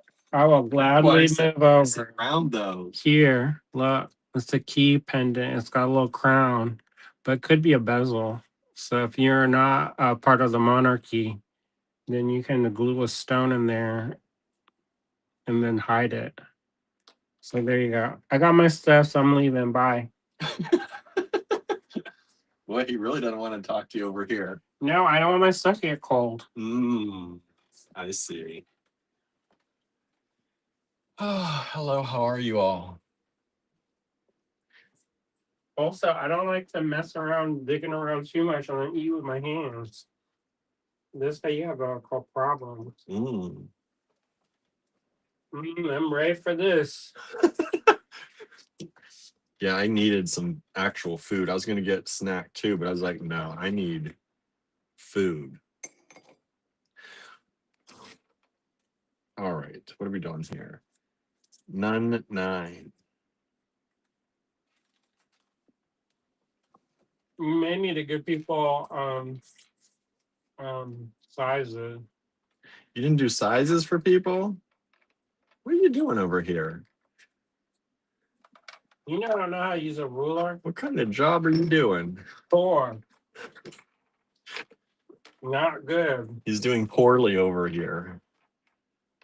I can talk you how to make a template. If I'm like, this is how you do if says, you don't know "That's how to what- use a ruler. That's what my strengths are." I know. This is how you bootleg it. That's in case good, you don't know 'cause- how to use a ruler. Because those are not my strengths. So that's good, I guess. Well, I learned that if I try to use a ruler, Andrew doesn't know always them. wild. Let me just tell you. In my mind, I think I know how big something is. It is not. So I keep a ruler by the computer. All of our computers have rulers by it. rulers by it. for when I do the ordering for the shop. Because I don't know how John big said he soup did is, like give a nice lesson on how to work with the bezel. I'm gonna talk about glue for like an hour. For now. Is it all of these are for me? Huh? How many are in there? 2? I already ate mine. How many is left? I had 3, so you have 3 or 2, Okay. whatever is there. I didn't know if there were 6 or 5 in there, but I figured I'd save you at least 2 of them with your snacks. Sometimes they give you extra if you flirt with them. I wasn't flirting with them. I could barely find your snacks. They used to have an appetizer or I mean a sweets section. Now they put it under the appetizer section. So you got to go. I know, but you got to go into appetizers and then like the fried appetizers, then you can see the sweets. So bizarre. Susan says, yes, he's a good teacher. See, they're all defending you now. Okay, so we've sold some Nunn 1s, some Nunn 2s. I don't think we sold out of anything. A Nunn 4, Looks like when 7, my students and an 8. poorly about themselves, I said, don't talk shit about my students. Right. This is a beautiful pendant with this fern design. And that's in copper, $7.50.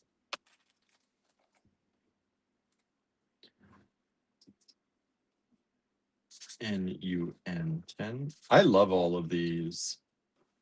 Mm-hmm. I think we're kindred spirits when it comes to a lot of things. Like I love trapping things and capturing little things like this is a tiny, like thin bezel. So we are simpatico when it comes to that with the bezels. We also have the same thing where our pendants are a little bit like wonkadoodle. It's about 13 millimeters by 31. The inside of this is about 11. And one of the reasons why I like that is it shows that it's like handmade. With what? When it's a little bit wonky, like with the pendants and stuff. These, yeah. Like, I think that's really nice. We've sold one of the 9 so far. Thank you so much. Unless I'm using a pre-cut shape, most of my pendants are a little bit wonky. And I like it that way. I don't want it to be perfectly. I use a disc cutter then. Right. Although that one person we watched the other day, they did really well learning their disc cutter. Remember when she said that she was practicing, she got a new tool and it was the disc cutter and she made all these. She got wild with it. She got wild with it. Like she got intimate with it. But she was making circles like crazy. Nunn 11. And we've got 10 of these. Nunn 11 are these tiny little heart charms, mini little hearts. Super cute, $1.90 each in copper. $1.90 each in copper. All right. Since Andrew didn't do measurements, I'm going to do measurements quickly as I put these away. So this is Nunn 1. This is the pin back one. And this is about 15 millimeters. The inside diameter is, about 12 to 13. I'm going to say 13, 12 to 13, 12 and a half, somewhere in there. So this one would be the same, obviously, because that's the same thing, but in silver. Oh, hold up 1 minute. Okay. All right. Y'all, you know how I use a piece of tape? The packing tape to make my template? Oh. You know that part that you throw away? Don't throw it away. just use a little bit more packing tape. Wherever the cut is, you tape over that, and then you have your since you're using clear packing tape, then you can see through it. The words come, I'm saying making. I don't know what you're saying at all because I wasn't here. So I'm looking at you like I don't know, but Well, I'll show you real fast. okay. Where's that little giblet? I didn't see a giblet. There's a round giblet. Piece of paper. Oh, I think I threw it out. Thanks, William. Not that one. Oh, that's what I threw out. The other part. No, I didn't see that. It was gone before I got here. It got raptured, y'all. Did y'all see it? Anyways, let me go dig through the trash for y'all. Is that it right there? On the Where's the oh, what? Is that it? no. No, but it probably works. Serve the purpose. This is the price tag you want. It's almost perfect. So I'll show you again, but different. This one's different, so don't think that I'm doing like a Teletubby and showing you the same thing over and over. Sometimes people like the Teletubby maneuver. Oh, whatever. There you go. And you fold it over. And you may be saying, why is he using such Jumbotron tape? And there's a reason for that. I was gonna say, because you can't pull that tape without it going like that. In theory, you would make this smoother and less crinkledy. But I'm kind of in a hurry to show you. So when you cut it,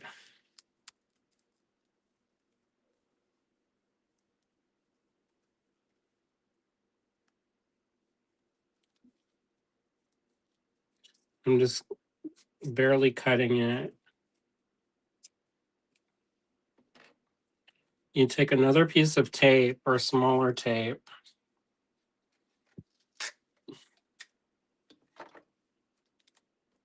And you find this split. I don't know if you can even see that, but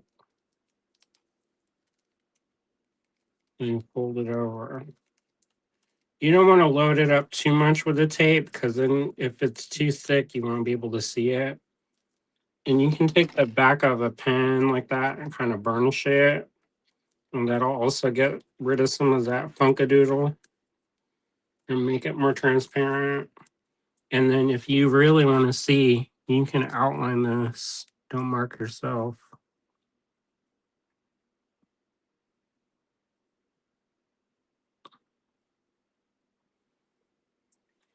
And you can be like, what the hell's that? That's what I'm wondering. And what you do is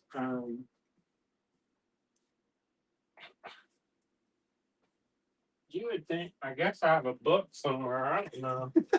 What is happening? All right. So say you have a design like all over the place, then you can take this and say you just want that part. The clear tape, you can see through it. And then you can trace that with a pencil and then cut it out. So you know what size you're using. You can so if you want to use that, it. then you can put it. This obviously would look better if you spent about 2 seconds extra time. But it's called like a viewfinder, basically. So you can kind of see where you're going. So when you're so not only is this useful because then it's a template that you can then take and trace it, but you can also use this part of that so that you can use that to kind of trace it also. So nice. There you go. Nice. Does that make sense?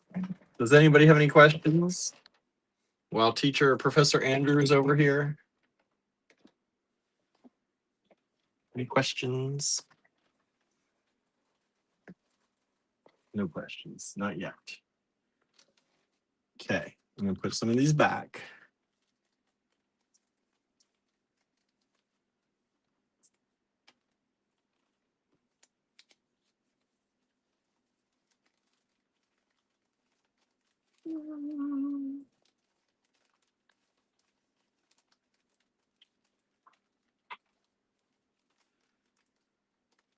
More good info, says Marianne. Oh, good. Whoa.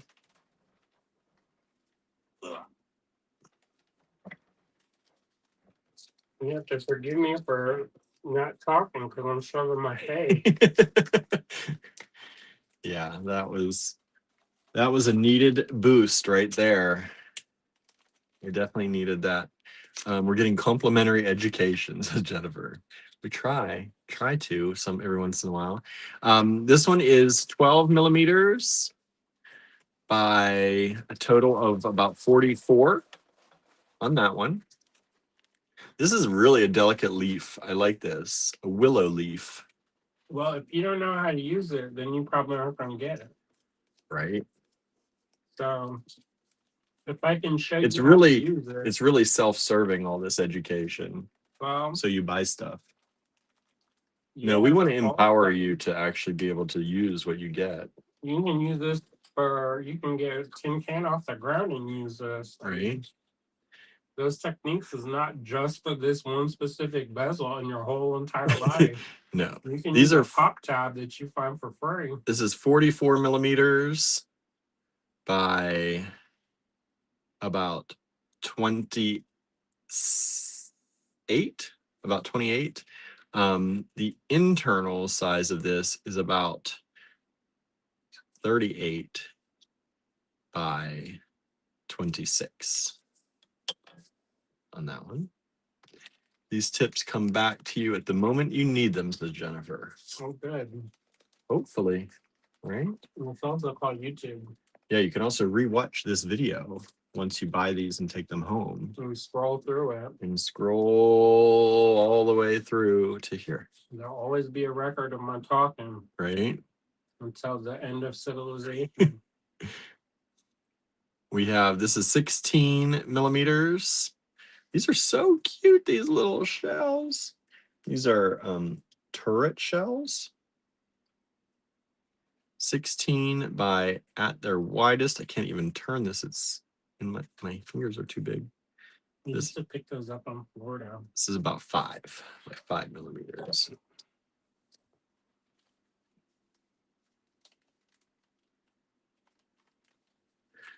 And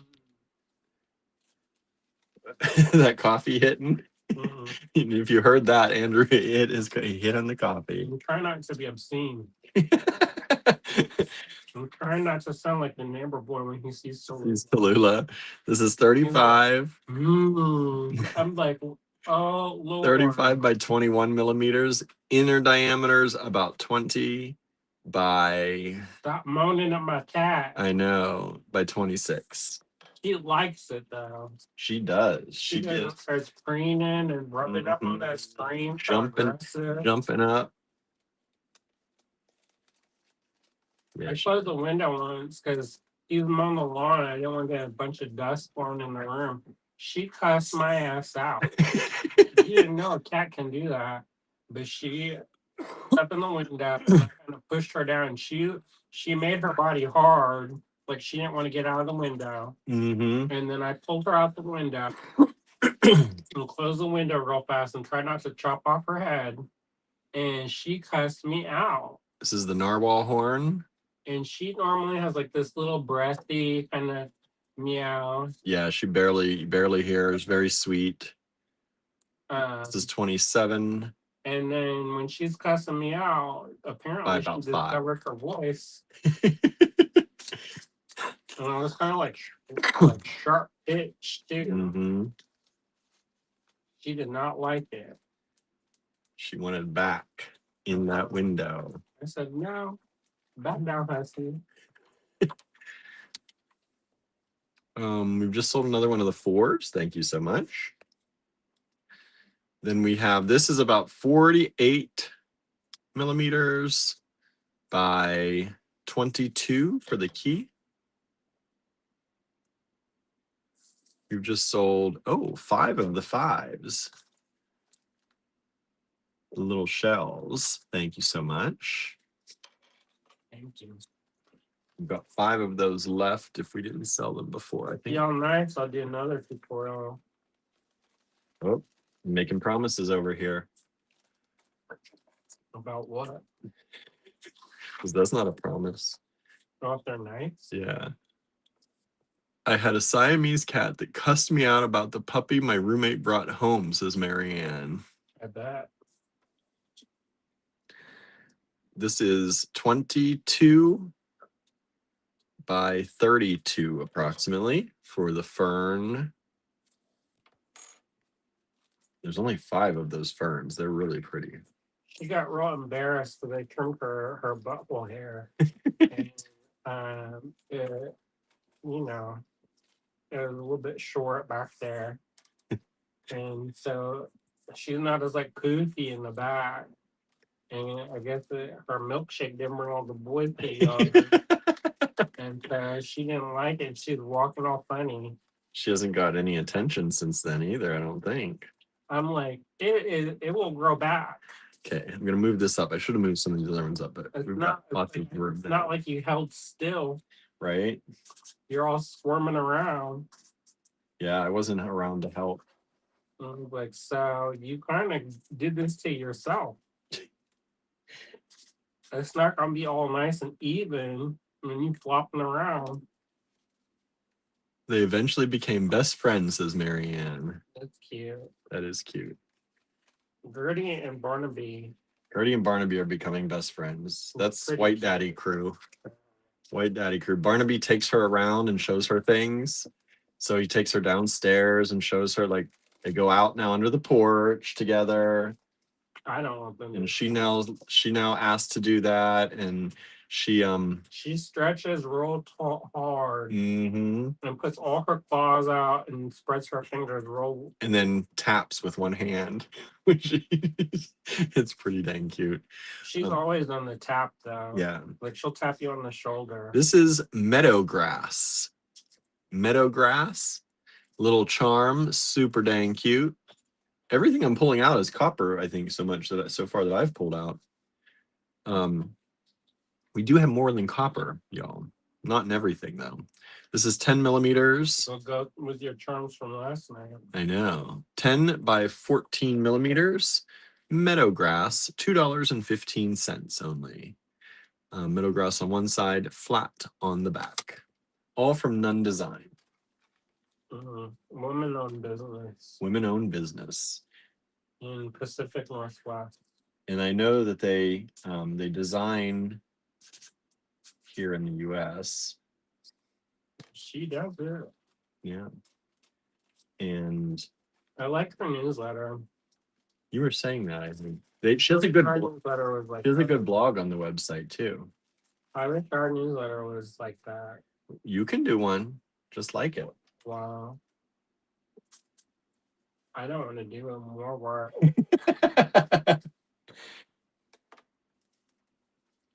Let's see here. Whoops. Whoa. Susan says, my 2 boys will sit on the love seat in the back room together. Very cute. That's cute. Our boys do not like to sit together generally. Sometimes they'll lay in the bed with me at night. Yeah, sometimes they sit together, but not. We've sold a few of the 12s. Thank you so much. We have this one. This one we had, I think, earlier in silver. This one's in the gold. I like it. And this one is the one that was overall 30 by 23 approximately. Trying to use my eyes. Gotta get my digital ones back up here. But she does have a really good newsletter, and I like it. And what's it about? Like what? So like sometimes she'll like spotlight different designers and stuff that use her work. Oh, she does that on the blog too.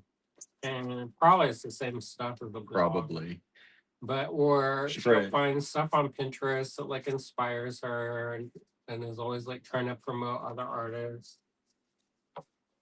And she like talks about different books that she's reading and has like It's pretty much motivational it's like what we quotes. do in the live, just in written form. Well, I run a team of people, so I can do the Martha Stewart this shit, and then I just like people probably like me better too. Like Says there's like a bucket right about what I'm reading. where you go and find something nice, and then I'll pretend like I read it too. Pretend like you read it too. Oh my You think goodness. Martha read all those books.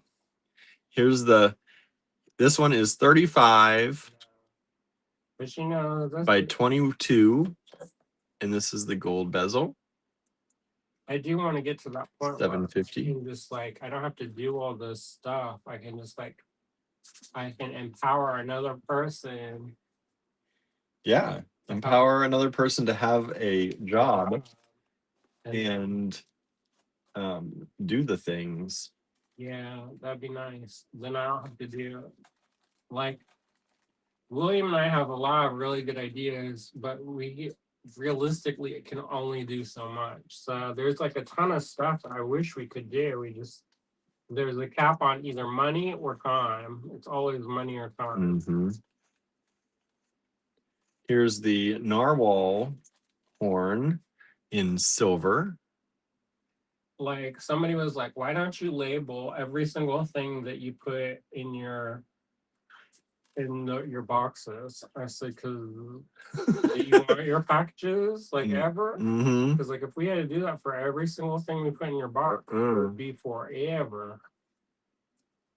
But also, like I would love to do that. Like I would love That to would be have, like, lovely. little things about like the different like fun facts about the stones and things. Put a little thing in there. Say you order a piece of lapis, then you get a little info about what lapis can do for you and how it will change your life. And then you can like collect them all like a Pokemon thing. And then you know, you can have a whole little collection. Here's this same one that was in gold in the copper. Maybe it'd be cute that could be something where you have a little booklet at the end.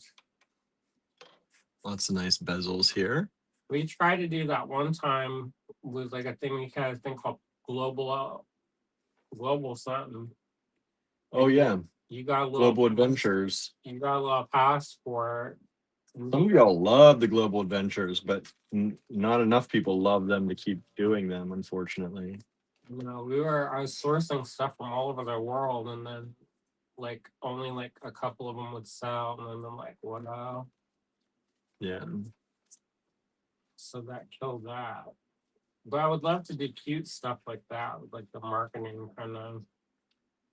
Nunn 17 is the meadow grass again in gold this time instead of copper. Also, like you do a good job, but I would like a real graphic designer. Oh, that'd be lovely. And then, I am not a graphic designer, so that would be nice. you know, like I do what I can do to like put something out into the world, but like Nilay's is job is graphic design. So his stuff looks always so good. Like it like all his packaging looks so good and all organized and put together and like everything coordinates and everything looks, but that's his life. Yeah, that's his life. But he also doesn't depend off of his bead sales. So no, you know, if you don't have to like if you're only doing it like a kit a month or whatever, then it's easier to do that. It's harder when you have 30 new products every night. Yes, it is. I would love that. I would too. Size on 17 should be the same as 12, and they are both what was it, 14? Yeah, 14 by 10. Yeah, 14 by 10. 14 by 10. And so is 12. These are the same one in different materials or different finishes. This is a little seahorse. Look how cute that is. and that's 18. That's $1.75, and that is 23 approximately. My eyes are getting to where I'm like, I gotta get the right distance from things. Optimize. I'm gonna get to that point by Then 10. optimize it right over there. I don't think I need to wear it now because that would be really like up and down, up and down, up and down. Okay, you want to try it on? No, not right now. He wants me to. Look, he's giddy with it. He's absolutely giddy with it. Why? It's don't hurt you. Don't hurt you. And there's like a bifocal too. I The How do you even use the bifocal? I don't even that. If it makes it harder, you put it like that. Yeah, it does. I'm trying to figure out how you would even use that though. You close one eye. Oh my word. You remember how to close an eye to see something? No. Well, yeah. No, I've not. Yeah. So okay, maybe. You like that or no? I don't know. We'll see. You look like you're about to deal cards. NUN 19. You want me to take a picture of you for your William Price things? What do I need to? What am I trying? I'm trying to Yeah, off the optimize visor. If you want to, I don't care. But that's free content. Free content, y'all. Just did it for yourself, or actually, I came up with it. You came up with it for me. So enjoy. Enjoy. $8.75. Be in the mail. This is the large bezel. And let me see if I can now see better. Maybe. It takes a minute to get used to. Yeah, it does. Every time I flip it up and down. These are about 44 by about 28. Yeah, I don't know about that. I can see how it could be useful when you're using it all the same thing when you're focusing on something, but this back and forth, not easy.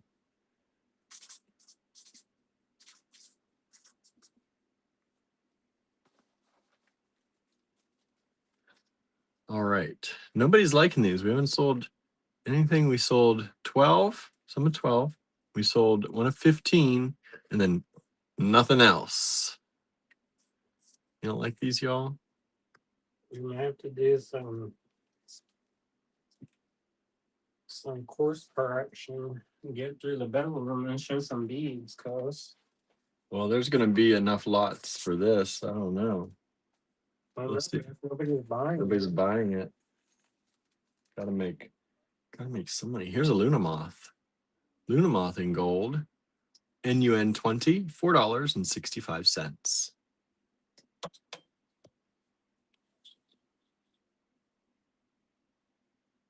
Okay. Ta-da. This is 20 millimeters on that. Beautiful golden Luna Moth. It's even got the moon on there for you. NUN 20. I don't know. Maybe they liked it better when you were doing it. Marianne says the Luna Moth is nice. Thanks, everybody. They like you, Andrew. They really like you. Susan says trying to decide. Yeah, we do have a good bit tonight. So are there 30 of them? There's more than 30, I think. I didn't count them, but because Andrew threatened to take some of them before we even got to show you. And so I didn't even bother to count them because I'm like, if he's going to take them, it doesn't make any sense. But then he said, let everybody have them first. And then he would take what he could. Yeah, because the bezels, if I just kind of because Andrew could take all the bezels. Yeah, I collect them. He does collect them. Oh, some lady in Southwest Greensburg got $1 million lottery prize. Oh, good for her. But I would also like to have $1 million prize. I know. Just 1 million, even after taxes, could Hell, it's set like us $50. set I know. But 1 million after taxes That's change could your life. really could still really change our life. Yeah.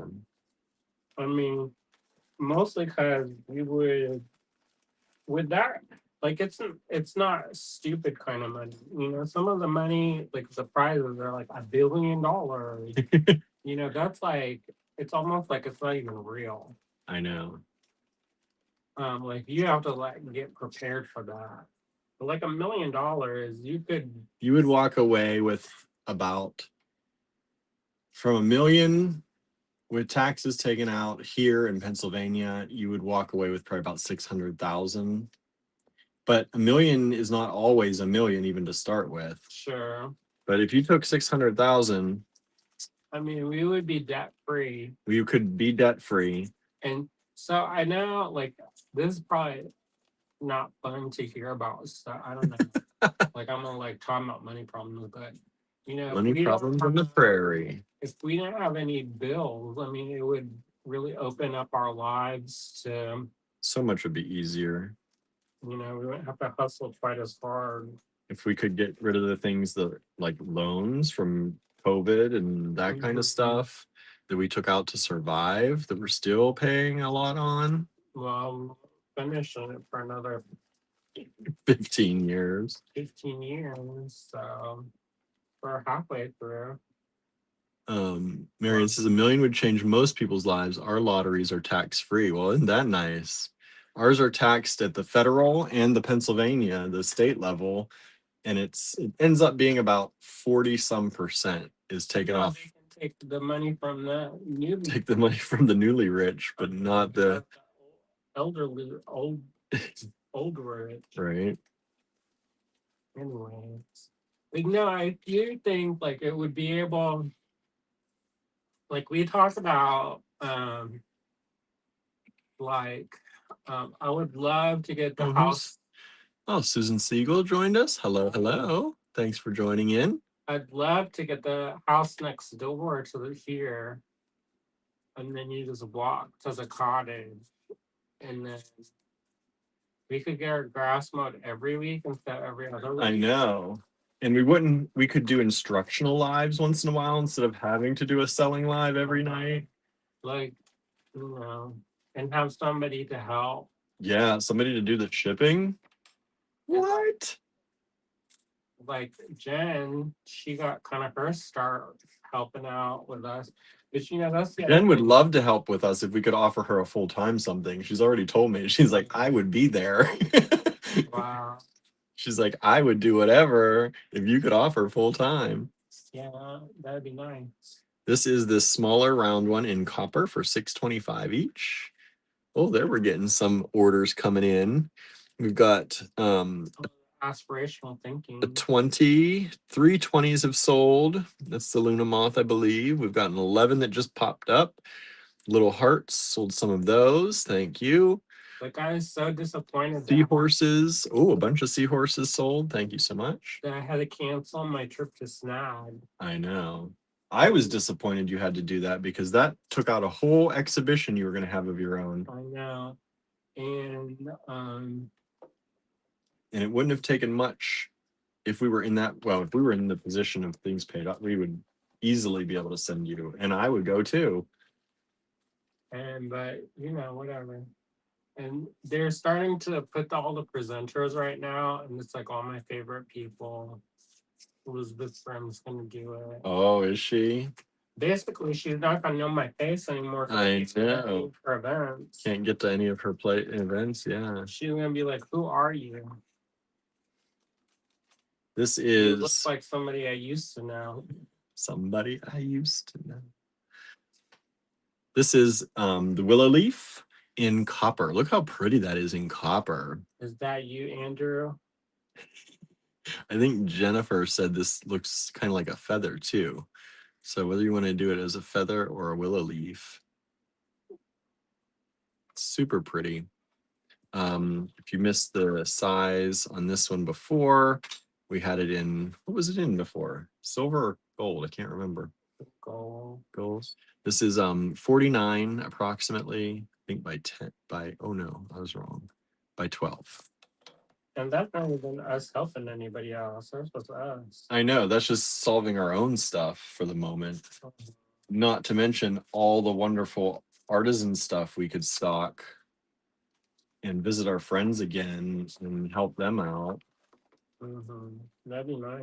That'd be very nice. I used to really enjoy visiting artisan booths and just helping as much as we could. Studios, why we have to go to a show? Wait for a show, just go see them. Just go see them. Do a interview with them, do a talk with them, do a live. Susan says that is nice. This is a mussel. Who knew you needed a mussel in your life? I used to love mussels. The linguine. The linguine,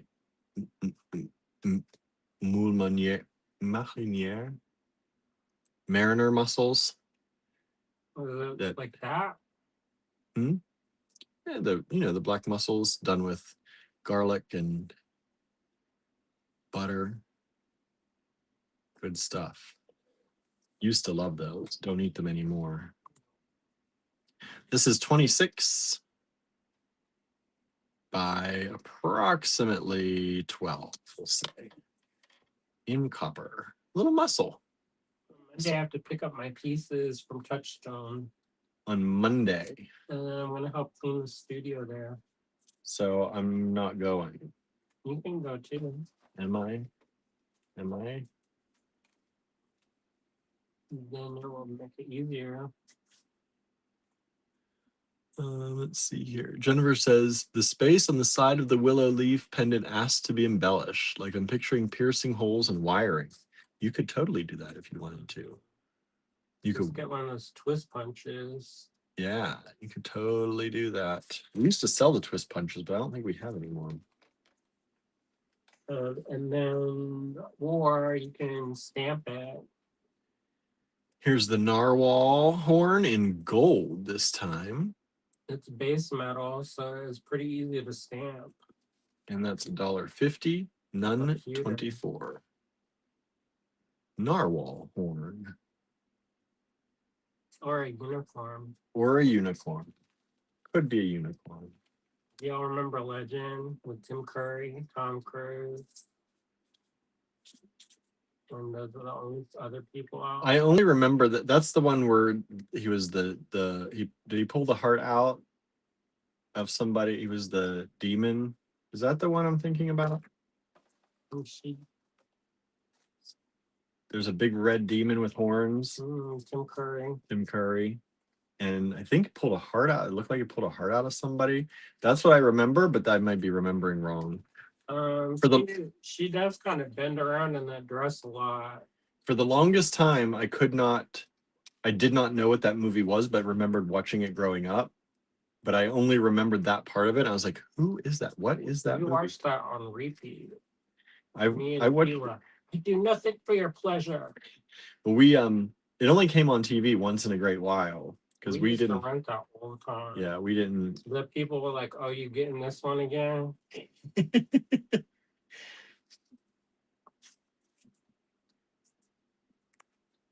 This one. Yeah, I used to think Tom Cruise was such a good actor. Let's see here. Let's see what this is. The wishbone. I was trying to think of the name. The wishbone charm. And there are, for luck, there are 11 of these. 11? Yeah, they threw in an extra one when I counted them. That's nice. And they're 60 cents each. What? 60 cents each. For luck. For luck, right? And they are 23 by 10.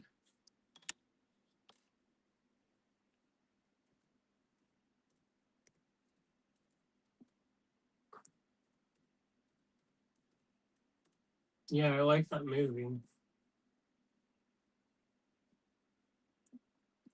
Let's see, what is I haven't seen it in a long time now, so I don't know if it holds up.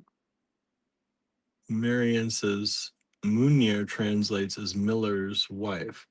What is that for? For your lamb sauce. No, it's mariniere. Mariniere. Like merci, yeah. Moule mariniere. Mariniere. Vicky just posted that too. Yeah. Moule mariniere. What is it? What did Vicky post? She posted the spelling. I bet it doesn't look anything like how it sounds. Mariniere. It does if you speak French. It looks just like it sounds.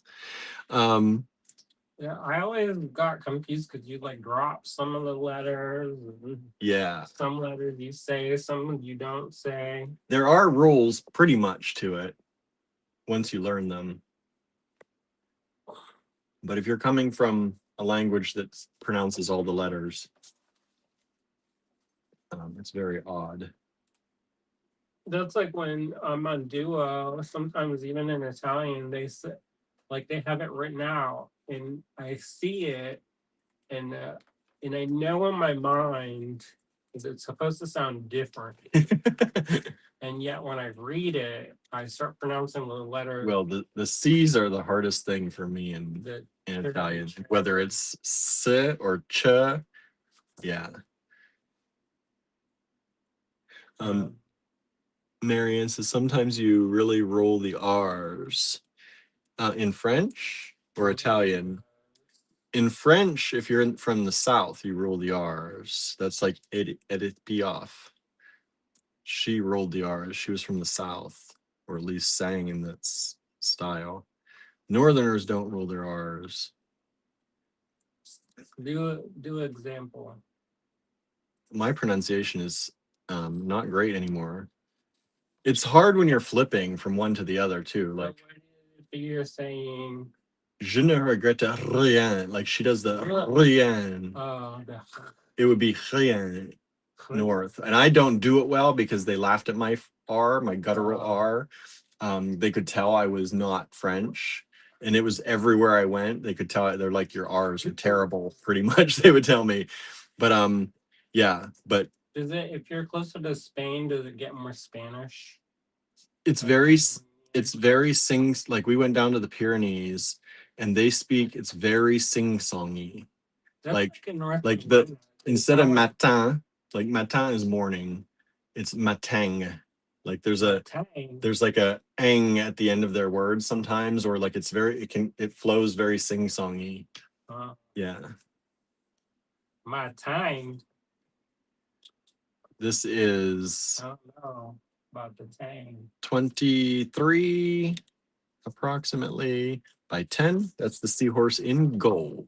NUN 26, $1.90. But there are people from like North Carolina and they have such a like a sing-songy southern accent. Yeah. And I feel like in other parts, like it's more like choppy sounding.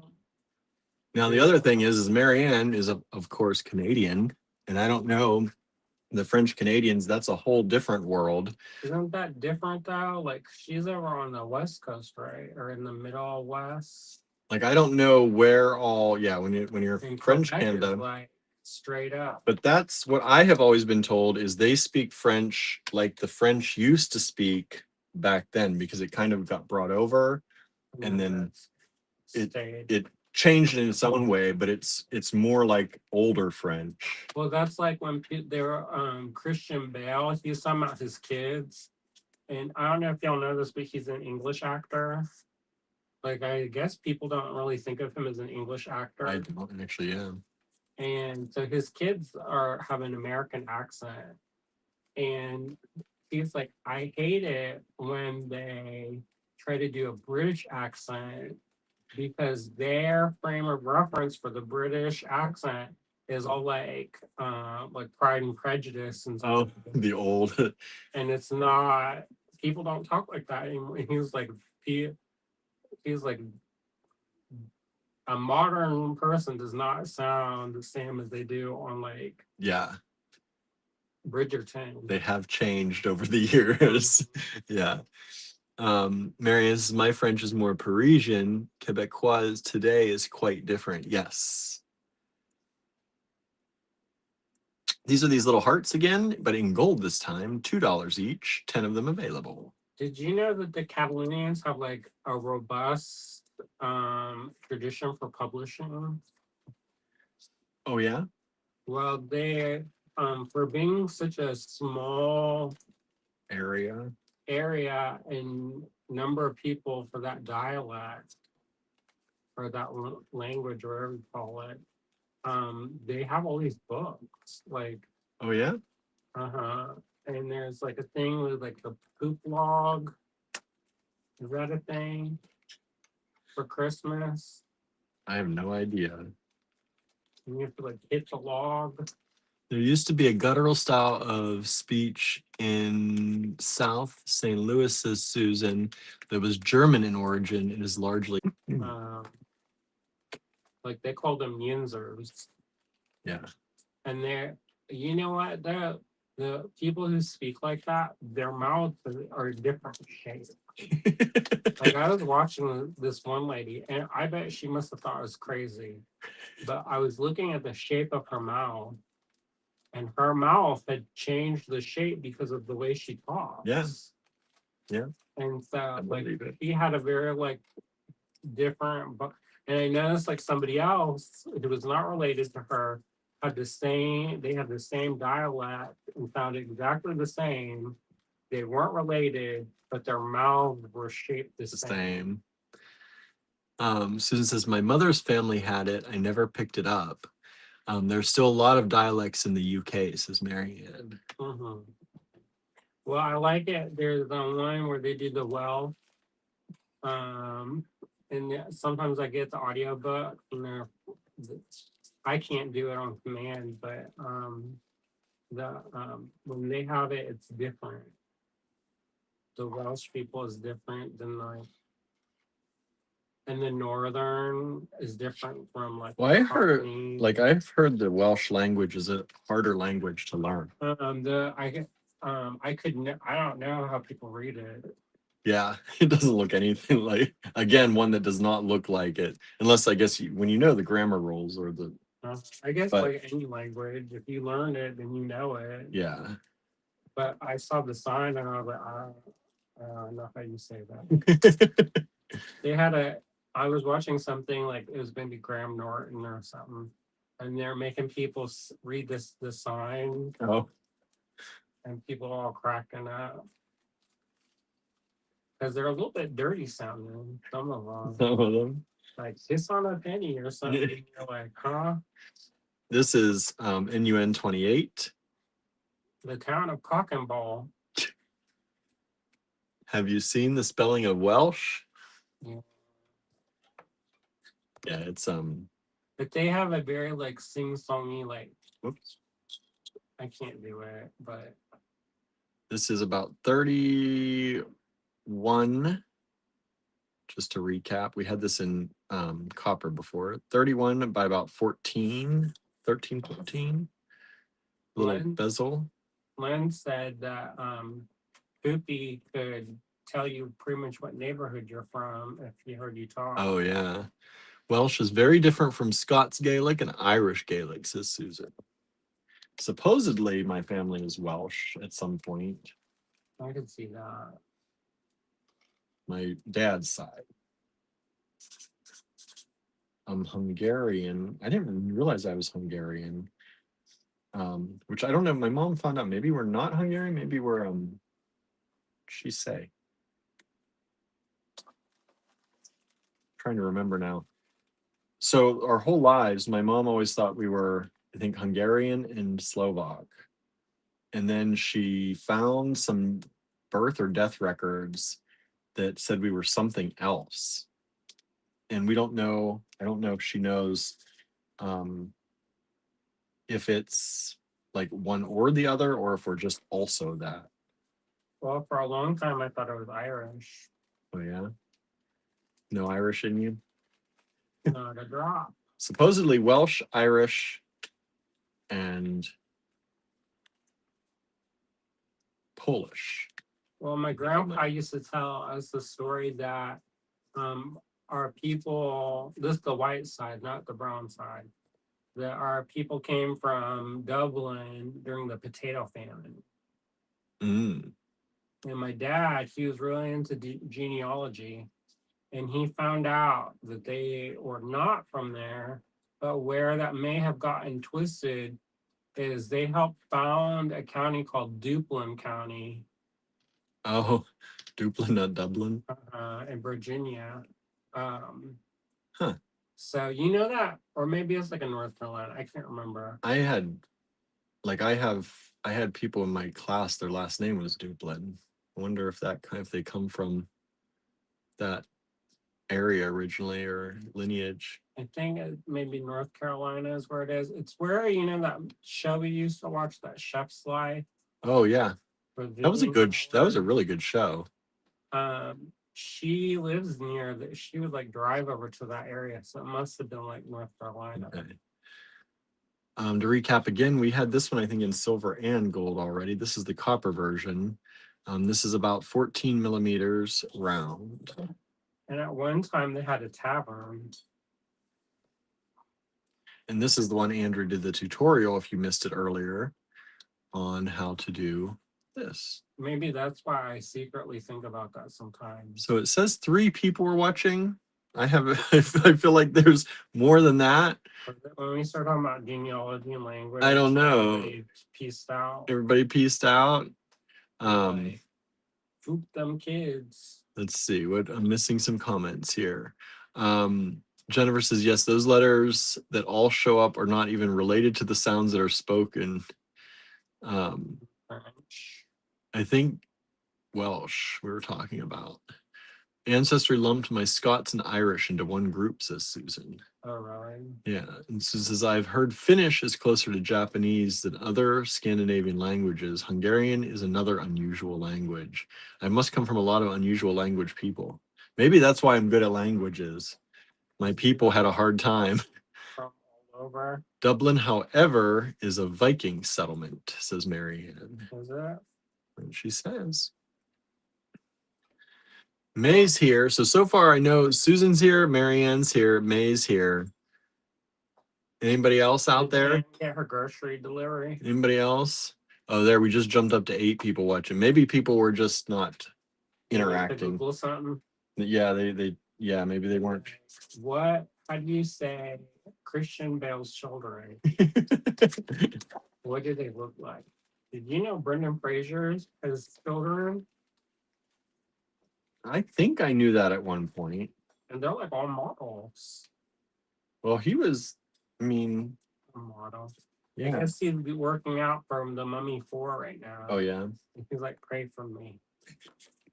Didn't he get real hurt? And then that's when he started gaining lots of weight. I can't remember what happened. Well, somebody diddled him at a party. Anne says, I'm here, back, and May's back, but my internet has been problematic. Kim is here. Says, hi all, San Diego's in the house. I've got 2 friends watching too. We're beating. Oh, nice. Hello, friends of Kim. Who are they? Susan says, I thought Cork was a Viking settlement as well. Limerick too. Well, that makes sense. That's on the water, isn't it? Vicky said, I signed back in because the volume stopped working. Oh, no. From me? Oh, now we're back up to 12 people. Here we go. Look at this bee. In gold. $5.25 each. Honey time. This bee is approximately 24. You know, with how tired I am, I don't think I'm by 20. It's commissioned until like the night before. I think. I was wondering when is it due? It's like soon. Well, the event's on the 16th. Oh my goodness. What day is today? The 8th? You've got 8 days? I can do it. You're just always tired every day, every night, every day, every night. Like what? He's like, go rest with the cats or stay up all night. One of these days, you're going to have to stay up all night and rest with the cats. I stay up all night anyway. Yeah. and we watch. We do research. May says that happened to me too, Vicky. Maybe the sound, yeah, maybe something happened. Maybe it knocked people out. They're like, I can't abide this. Not on my watch. Not on my watch. Here's this biggin in the gold. NUN 31. I love these little, I just have to say, I love these little pin ones. The lapel pin. The lapel pins, and I love these bees. Let me see the bee. Oh yeah, that looks good. It's got a nice, it looks like a thick plating on there. And you can use resin with that and make it look kind of like enamel. Susan said I had to refresh because YouTube decided to run in the past. Oh no. I was watching both of them today, and Facebook was way ahead of YouTube. It was earlier and I started them both at the same time, and it was like a good 5, 6, 7 seconds ahead. Sometimes you'll ask a question on Facebook. Like I usually watch on Facebook. And you'll ask a question, and then I respond, and by the time I respond, you already done forgot what I said. Yeah, YouTube is usually ahead, but what does Kimberly watch? Because hers always seems like it's on right on it. She's on YouTube. She's always on YouTube. NUN 32. These are the ferns in gold. The ferns in gold. What are y'all making, Kim? Marianne says Cork was originally a monastic settlement, but taken over by the Vikings in 925. I feel like I watched a cartoon about that. I feel like I watched a show about that. Maybe the Viking show. We watched a cartoon called The Book of Kells. We used to watch that Viking show. Alone. Vikings. Yeah, I like it. Yeah, we missed a lot of seasons though. I don't know what happened. We have to start from the beginning. We'd have to start from the beginning to do that. Putting the mussels away. Did anybody get any? Yes, we did sell some mussels. Did you know at least one shells, and then you can make make your own glitter? Glitter from shells? With clam shells and stuff. You kind of like roast them over a fire. You don't get them like too hot, but then they start oxidizing. Unicorn or narwhal horn? And then it just like starts flaking apart and becomes calcium carbonate. And the calcium carbonate you can use as a tempering thing for ceramics. Yeah, you were saying that the other day. The wishbones. She found this like lump of clay on the beach. Only 60 cents each, y'all. And she processed it and was making stuff out of it. We only have 3 of the wishbones left, I believe. And then we've got some seahorses. My mom brought back this dried seahorse from the Philippines, and she told us not to touch it because then we get pink eye. And we probably would if you think about it. It's like a dehydrated thing, and you be touching your eyes after it. No, don't do that. Let's see. Limerick existed before the Vikings. They did try to take over, but weren't really successful. Kim says, one friend is embroidering a tote bag she sewed in library class. That's nice. Another friend is sorting beads for the bracelet class I've talked about. Oh, nice. I'm working on my crocheted book scarf. That sounds good. I've got beads on the brain. Susan says, I was always told that my Irish great-grandfather came from Cork. However, in the 1880 census, it lists him as being from Limerick. How far are they apart? I don't know. They're two very popular towns. I know the names. One's in the ocean, Cork, like out on an island. County Cork? Is it the same thing? County Cork? Cork?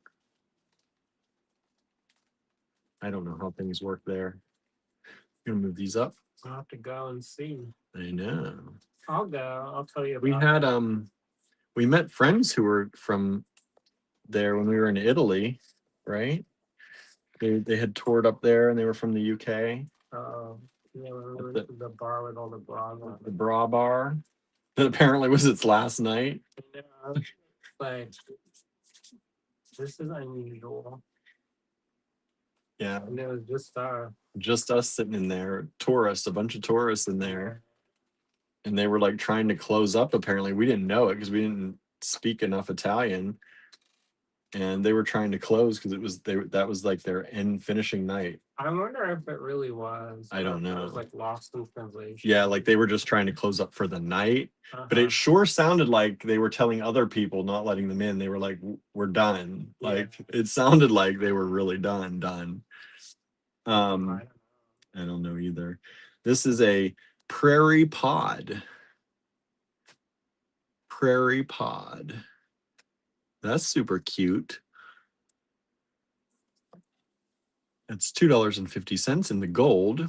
It is approximately 15 by 11 millimeters. Yeah, I'm really far behind on a bunch of stuff, which isn't my favorite feeling. So tonight, at some point, I have to write a class description for Wiki for my week long. Oh, I thought you did that already. I did too, but I guess I didn't. I'm just gonna reuse the one that I did for Piers Valley Road. If I can find it. Oh, look at this. This is a cute little, tiny little lotus. Little lotus charm. I like that little heart charm. The heart charms are cute. The lotus charm is cute too. $1.75 in the silver color. This is 13 by 9 approximately. Maybe 10. Cute little charm. My bead wall here looks kind of mangy because I keep pulling stuff for the live, never putting it back. Oh yeah. It's all spotty dotty. And then I take them away. Good, I guess. I would like it to look full and plush. Full and plush. Inuin 35. $1.75 also. The rabbit holes that I fell down is there's this plastic surgeon who looks at celebrities and tells you what work they've had done. I've seen those. Maybe because you're watching them, they keep popping up for me too. Dr. Anderson. I don't know who. There's just multiple ones. They're like, okay, let's take this person. And I'm also getting ones for plastic surgery, especially in China. And there's particular doctors that keep popping up and they're like, these are so good. And all the people are going over there to get their faces done. Well, the one she goes and she does like, she tells you what work they had done. And then she goes and she tells them what she would have done different or how to fix it. So Cork and Limerick, I think, is what Marianne's talking about, are in the same province of Munster, and they're 99 kilometers apart. It seems far. Susan says, yeah, I thought the cities were not that far apart, but not really neighbors. That's like 99 kilometers. Is that like from here to Pittsburgh? I don't know. I don't know either. It's not a mile. Hmm? And even if it was a miles, I wouldn't know. And I get like a straight shot. It's 61.5 miles. So that's like Pittsburgh. Oh. It's like an hour. Yeah. No. I guess if you're in a wagon, it wouldn't be optimal. No. In a wagon, no. Okay, let's see here. Oh, okay, we've sold a 30. We sold one of the bees, just one. And none of the other things yet.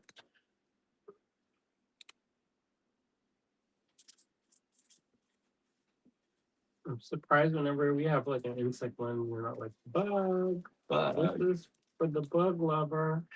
Is Kimberly here today? Hmm? Yeah, Kimberly? Kimberly was here earlier, but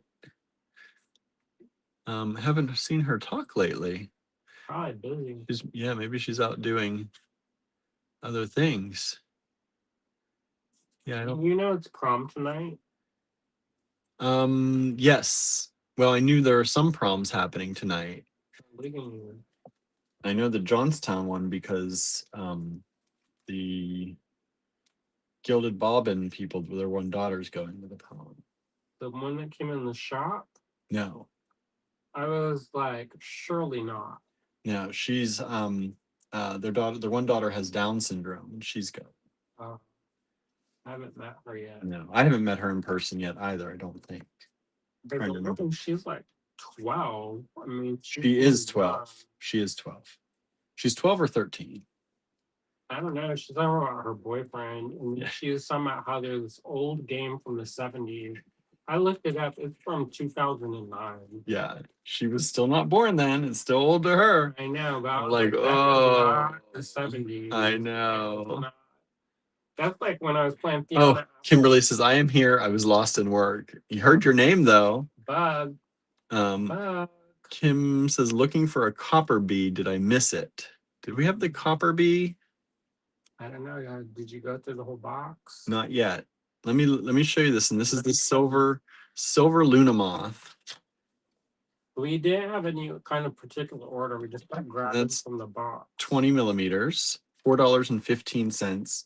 So there's not like a rhyme or reason in this. No, I think. And some of the stuff it was sold out. Yeah, I don't know if we even got it. Says I don't know if we got a copper. What is this one? I try to get How's this? different finishes. No, did we show this one? I guess not. There was the 1B earlier, I know, right? Andrew did one of the B's, I think. You didn't do any B's? Maybe I did a willow. Maybe we only got 1B. Is it in gold? Yeah. Maybe he wrote all those up. I know. Like I was looking at other places, and the big B's were sold out in a lot of places. She was talking about how some of the stuff she was having a hard time getting things made for her. Yeah, I think but then again, I thought we had one of the other B's already. It's a copper. Yeah, looking for the copper bee. Oh, and I just dumped all my papers on the floor. Ugh. My sweater keeps knocking things over. That happened to me the other night. Oh.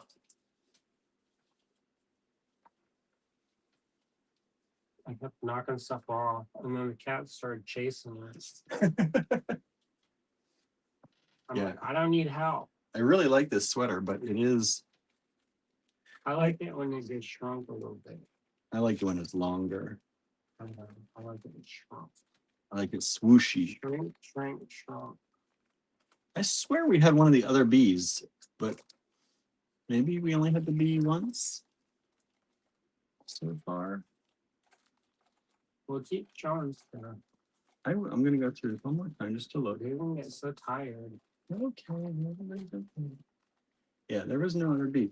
I don't know. I don't think we have the bee in any other color but the gold.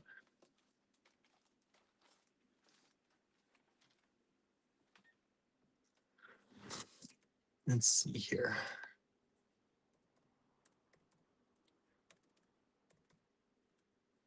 You know what? I think I have some stuff that may fit into that bezel. Which one? Bezel. Don't worry about it. I was like, which round bezel? Okay, that Luna moth is da bomb, says Susan. Kimberly says, I'm loving all of this. Thanks. We tried hard.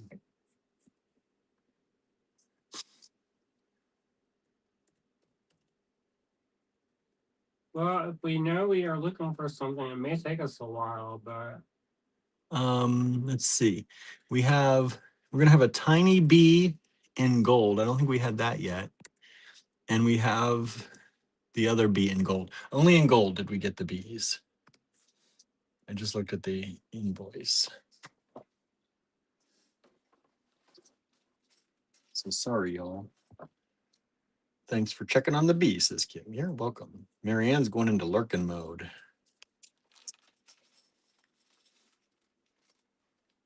Did you like that bigger one, or you like the smaller one? Did we do the smaller bee yet? I don't know. Are you looking for that size bee, Kim? This one? Or you want a smaller one? If I order it now, I'm gonna get it by next week. Tuesday. I couldn't believe you didn't get it already if they had it. Maybe they didn't have it then. This is the silver one of these rounds. Well, can't get everything. No. You just got the honey golden bee 23 by 30 millimeters. And there are 10 of these.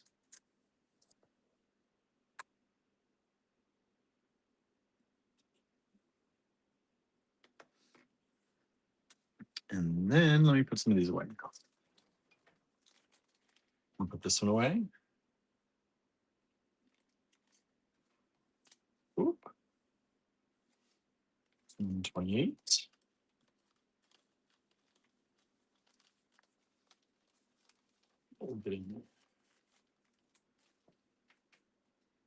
And we're getting low, everybody. We're getting almost to the end. Nunn 29, $3.50 each. Did we do the owls? I did not. The little bees are still here. Owls? And did we do antique or sterling silver plate? I don't see any owls. I don't remember seeing owls. I might not have added it. And what are you saying? Did we get this antique silver or a sterling silver plate? They're just marked SLV, silver. I'm guessing this is the antique, right? What is the code?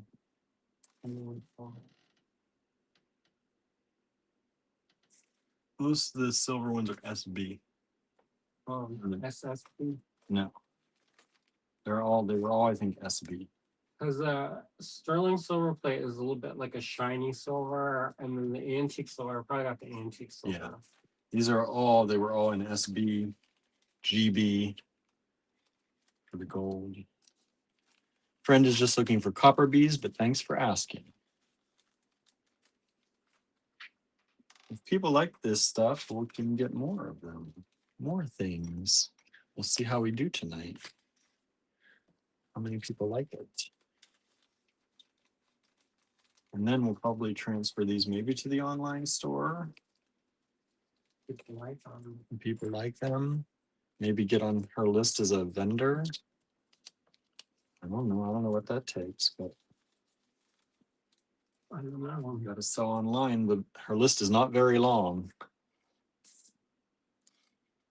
So be nice to have them, I think.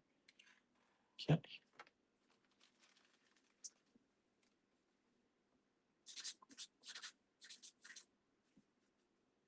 NUN 38. Anyway, it sounds like somebody's name. It is. Anyway. Oh. NUN, come back here. Like Eloine. Uh-huh. Okay, it is a small berry leaf. That does, it kind of looks like a blackberry leaf, right? It's a small berry leaf in copper. They're $2.15 each. And they are about 12 millimeters. Does the little bee that's coming up have a bail or a hole? It has a bail. I'm gonna do it right now. Anyway, Inuen 39. that's our next cat scene. No, we already named them last night from Pompeii. Cooperella. What? Cooperella and Zaminia or something? Something weird, yeah. We watched this thing about Keith Lewis. I adore Keith Lewis. So if y'all gonna talk shit smack about him, Don't. he is like a really well established artist, and I just adore his work so hard. Inuen Like, it makes 39. me sick. I like his work. Tiny little bee. Um, About 9 by 12 millimeters. I curated a show for a museum, and I'm like nobody, I'm not like famous. Uh-huh. And he put a piece in the show, and that really upped the level of the show. You had some really nice people in that show. Uh-huh. And then the museum bought the piece, right? Yeah, the museum purchased a bunch of pieces from that show. All curated by you. I know, but but because of the fact that he was in the show, it really gave it, a little extra. An extra push. Because if it's all new people, sometimes they're like, "Oh, who are all these new people?" Mm-hmm. But when you have somebody who's like an established, like, Yeah, since what, the 80s? you Been doing this work. that was nice. This is the Prairie Pod in copper. He's also very thoughtful. Yes. I don't always agree with what he says, but he's very thoughtful about what he talks about. And the Prairie Pod is 10 by 14 millimeters. $2.40 each, 10 of them available.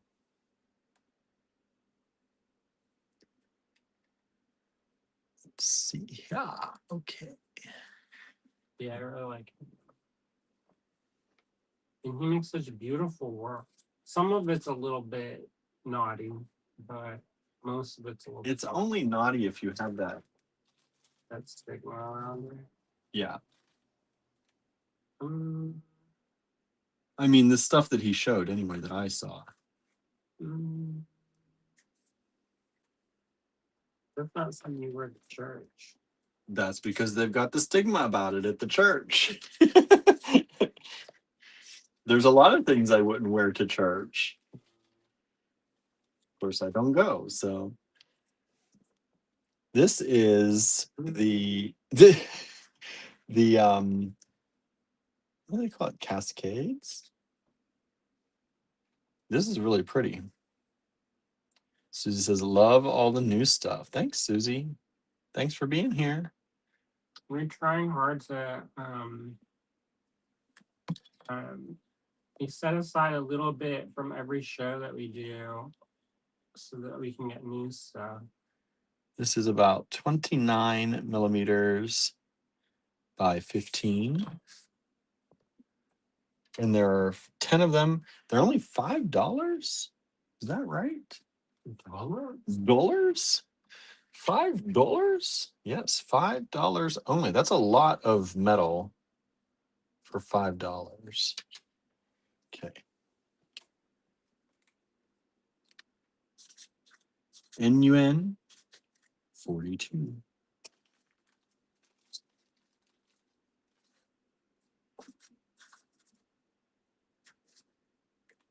$4.65 is the silver version of this one. We had this one in all three colors: the antique silver, the gold, and the copper. Jennifer says, picturing a charm bracelet with the prairie grass pods and leaves and a cat stalking through it. There you go. You've already designed it. You've already designed it. That'd be pretty cute. Pretty cute. Some of these that we've seen before, I'm not remeasuring, but if you need me or want me to remeasure anything because you missed it if you weren't here before, let me know. I'll be happy to do that for you. I'm going to go ahead and put away the little prairie pod in gold. And look at these two little prairie pods, gold and copper. Aren't they super, super cute? I think I love the copper one because it just the way that it's patinated, shined up in certain areas.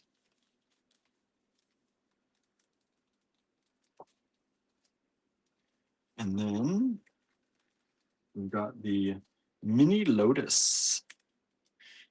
Mini lotus charms, 34, $1.75 each.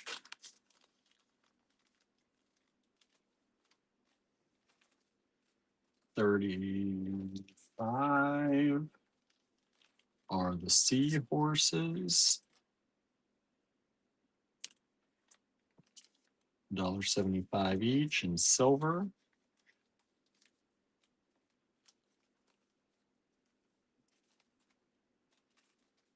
$36 Luna moth. $4.15 only.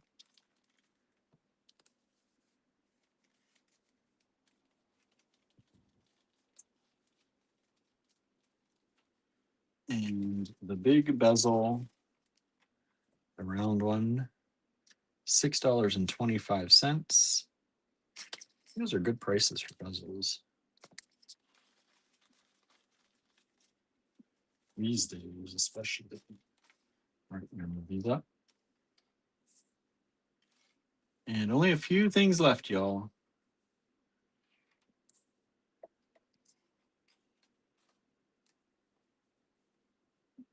NUN 43. What length of chain do you like? Do you like 18-inch? Well, it's the only sell that in 18-inch. So there you go. Because I was thinking you might bring some of the chains on, and then you just slip it on the chain, and then call it on. Put some beads on it. Put a bead on it. Put a bead on it. This is these turret shells. The ones in copper sold out, almost sold out, if not sold out, I think. So these are the silver version, $1.65. And NUN 44, $1.75. And these are the gold version of the turret shell. Is this one. And that's $1.75 each. The gold's always a little more, generally. And that, our friends, is it for tonight. That's the end. 44 lots. 40 really? Yep. 44 lots. There's that note too, so you know.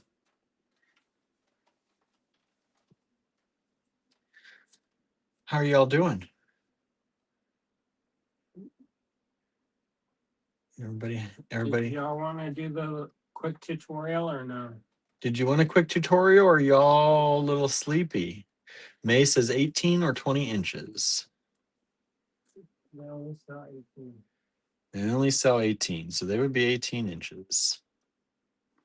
So there. So there. So do you want a quick anybody want a tutorial? Speak now. If you'd like a tutorial, or if you're ready for the end of the week.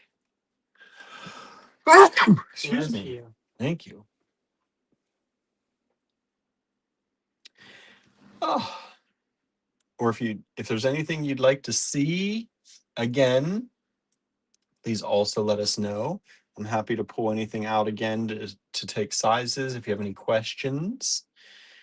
May says, love this line. I know. Isn't it great? Super dang cute.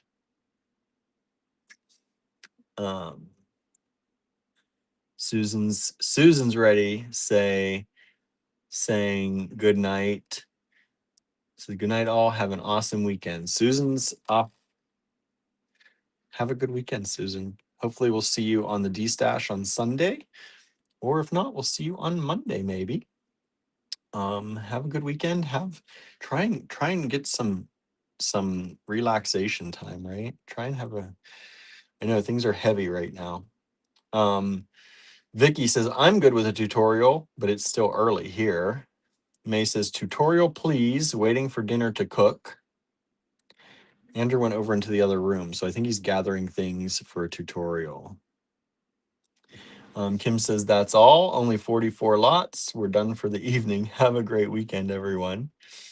Yeah, I know. 44 lots. Yeah, we weren't sure, if a lot of people were going to want these or what the thing was. Also, though, if you missed earlier, Andrew debuted these in the online store. So if you missed these were tonight's drop in the online store. I'll show you. We did these at the beginning of the show. These are our Halo enamel pendants that he made.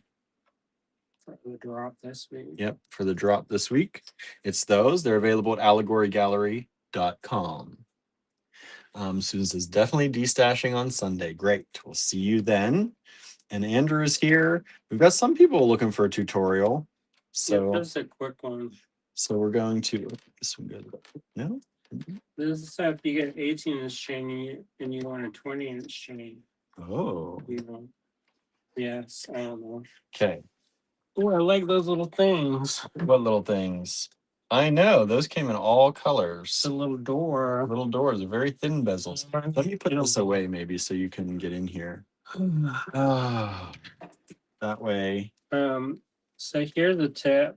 Here's a tip. If you have polymer clay, wash your hands before you use these. Because the polymer clay eats away the plastic on these and makes the rubber sticky. Your Lindstroms. I know. The good ones. These are 20 years old. May says, oh, nice pendants. Thanks for showing. I missed it earlier. They are, yeah, thank you for looking. They're on allegorygallery.com. Some of them, there's a few of each. Some there's just one of each. So if you like those, grab them. I think they were $28 and $32 for the larger ones. Did we sell any of them? I don't know. I haven't been able to check.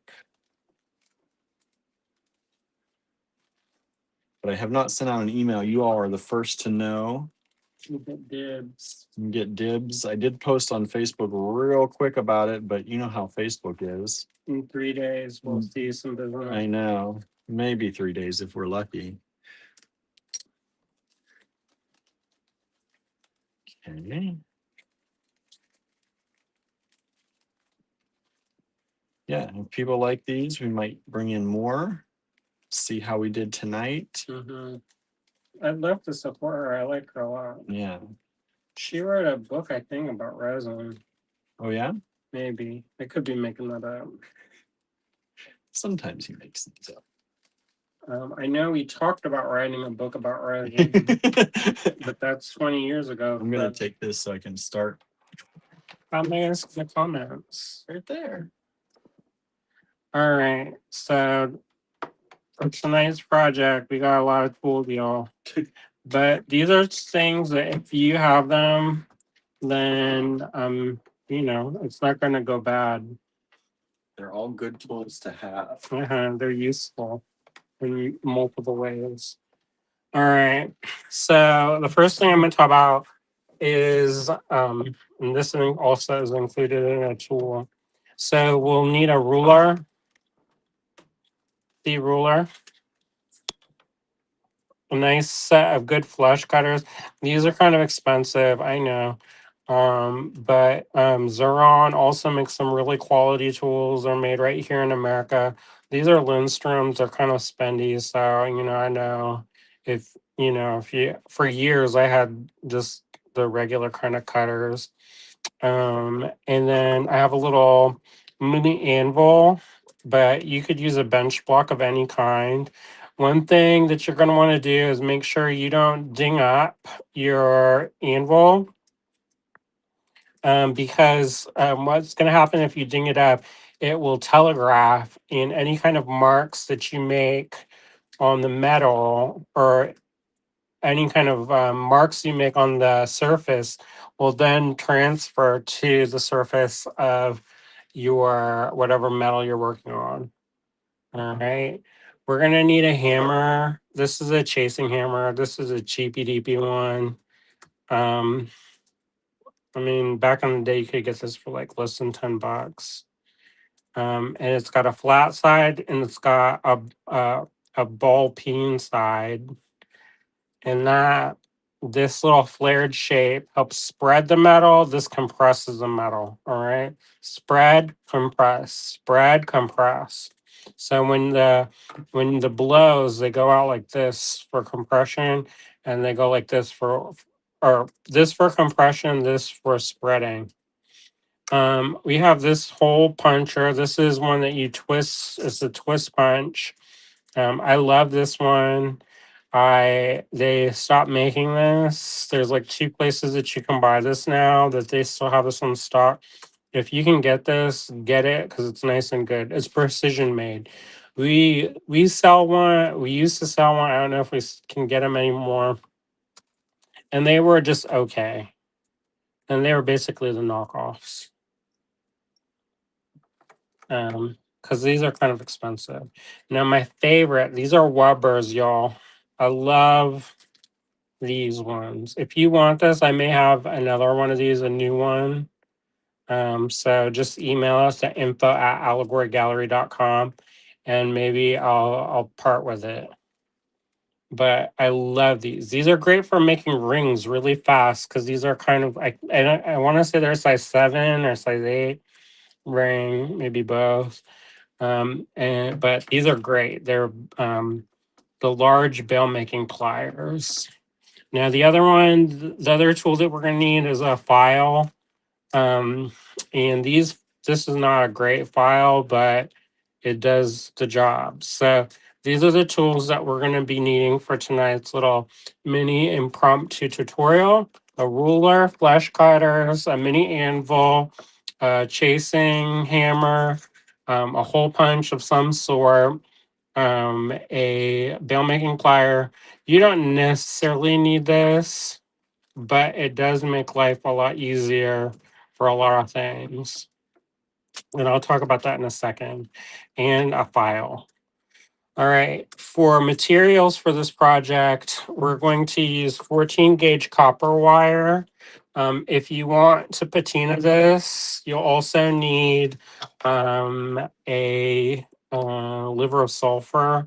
I like the gel XL, the XL gel with liver of sulfur because it doesn't go as bad as quickly. So we're going to use this dead soft 14 gauge copper wire. And we're going to measure off approximately 3.5 inches of this wire. All right. Ooh, somebody got creative with this. All right. And you can also, if you want this bigger, you can make it bigger. If you want to make it smaller, you can make it smaller. All right. I trimmed the end of this. Now, one of the things I'm going to do real quick is I'm going to brace my hand right here. Put the meat of my palm or fist flush against this, and I'm going to hold this like this. If I go up in the air, it's not going to remove as much metal. But if I brace it, and notice I'm going in one direction because it removes metal on the push, not on the back. So, and I'm just gently taking the burr off the edge of this. See that?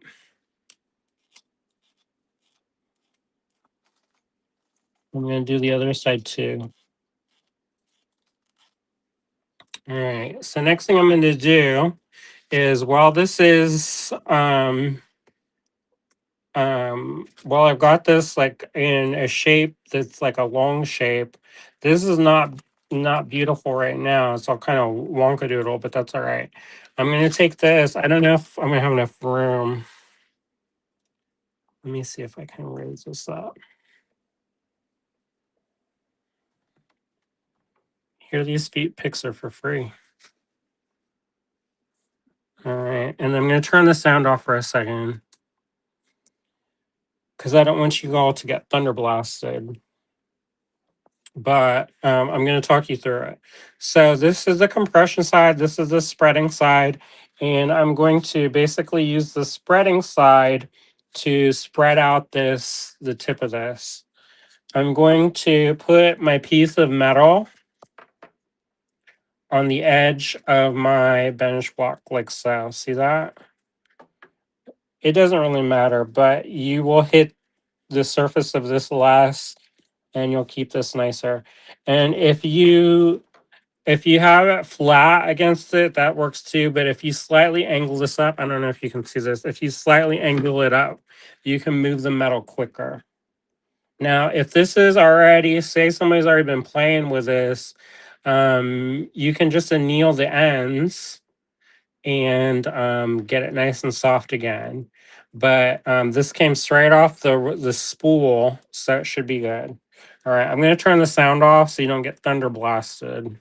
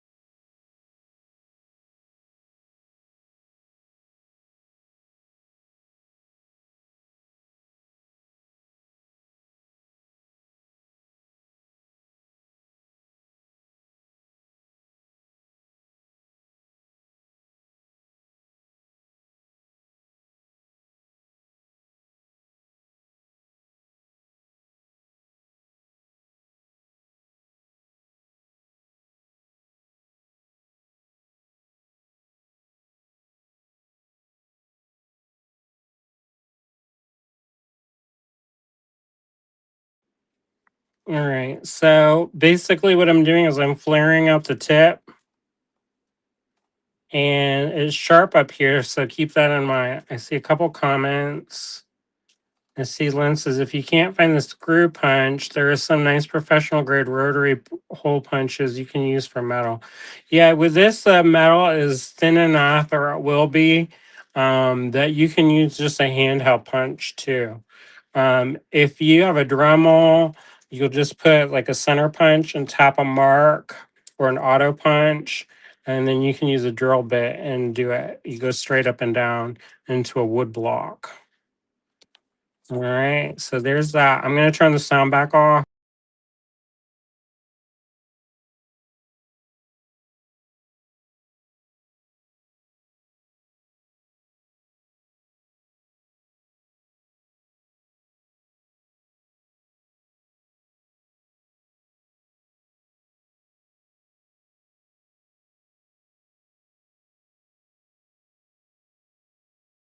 You don't want to hammer it so fine that there's not enough metal.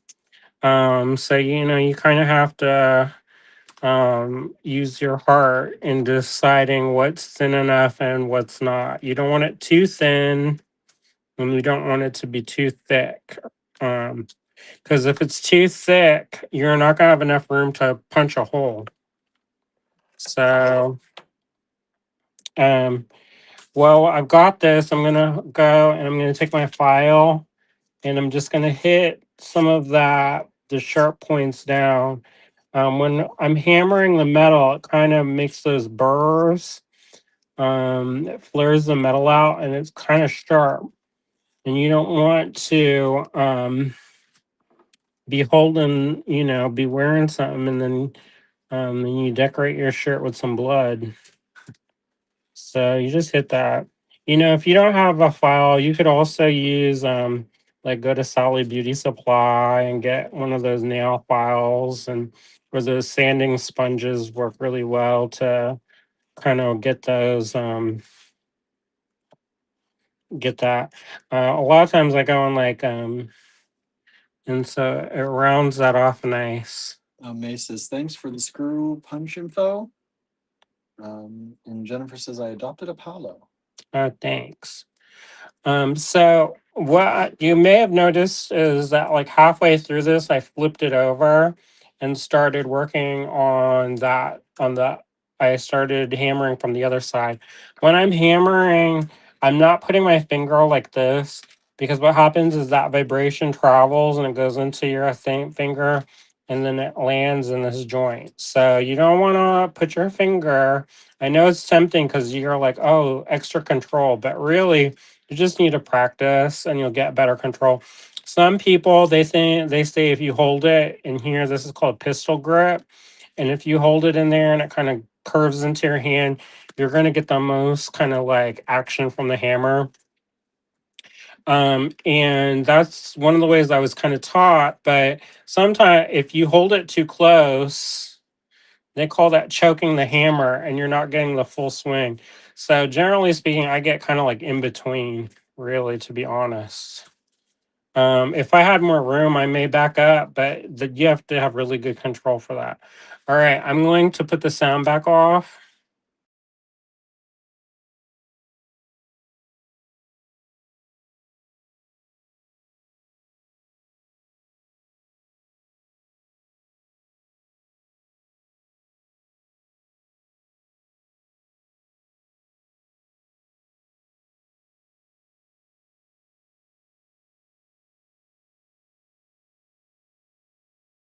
Now, one thing I don't know if you'll saw it, but I'm not hitting it super hard, but I am kind of going, kind of like this. And what that is it's spreading out the metal, like I'm spreading butter on toast. Well, you wouldn't spread butter with a hammer, I but hope not. everybody's different. But anyway, um, so the next thing I'm going to do is I'm going to go on the other side. This may be big enough. I may have to flare that out just a wee bit more, but I'm going to turn the sound off on this.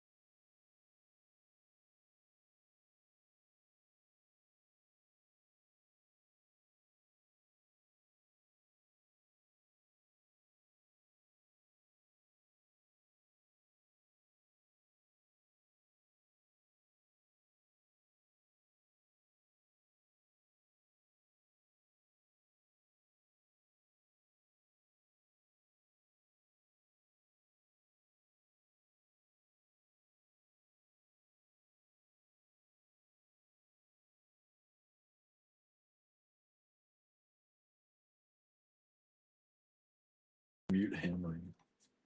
Well, I don't want y'all to go deaf.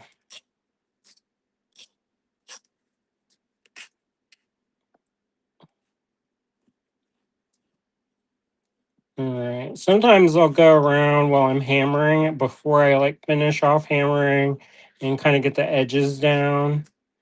And that will help make sure that you're not kind of like thinning out anything. Or there's this thing called where the metal folds on itself and then it gets what's called a cold shunt, and then it basically cuts into itself, and will weaken the metal. All right, so I'm gonna quiet you all down again.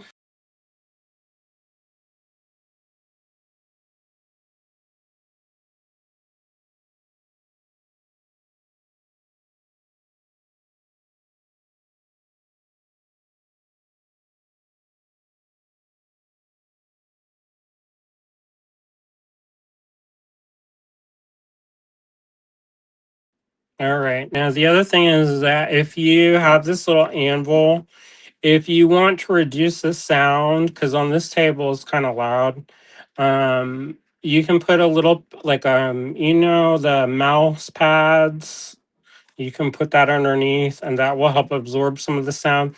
The other thing is that if you are doing this on, say, like a plastic table, say you've got like a craft table and it's one of those plastic ones, you want to orient your anvil over the leg of your table, because if you go in the middle where there's no support, it'll literally bounce up and down like a trampoline. And so you want to make sure that you're getting force not just from the hammer going down, but you're getting force from coming up through the piece, and through that is that resistance underneath. This anvil is also pushing the metal as well. So there's two things that's happening while you're doing that. Not only are you spreading the metal out, but you're also work hardening it. So it's more flexible in the middle than it is on the ends. All right.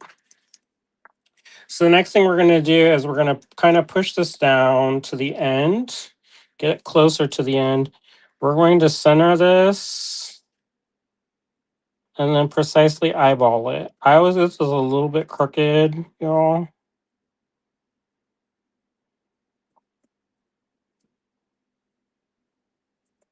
I don't want to go too close to the end, and I also don't want to go too far in because then there's not enough metal.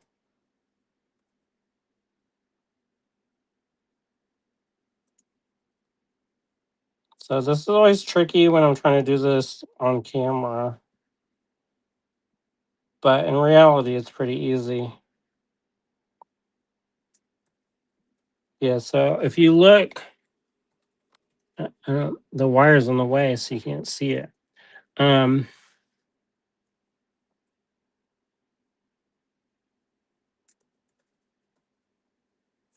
and with these, you just kind of twist it. You gently twist it. I'm holding this flat so it's not all going like a windmill. And just gently twist until you hear it go through. And I went too close to the edge, so don't do that. So this is what happens when you go too close to the edge. It makes a weak spot. So, oh well. Just cut it off and do it over. That's my fault for trying to use the viewfinder. The other thing is you don't want to go all the way down either, because if you go all the way down, it can get stuck. This also is kind of close to the edge, but at least there's metal on it.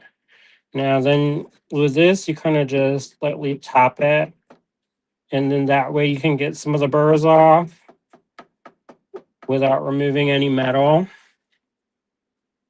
It's nice and smooth. This side, I might have to go and do that over again, but just pretend like I did that right the first time. Now, the other thing that you can do is to straighten this out, you kind of go like this. But another thing you can do is, do we have just regular pliers?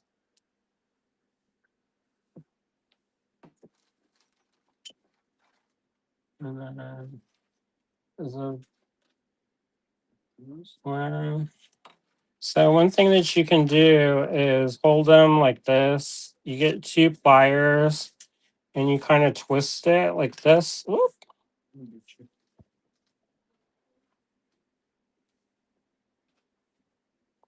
And what you can do is, what I'm gonna gently do is I'm kind of maneuvering this like wherever there's a kink. So don't go directly on the hole. And then you just twist it gently.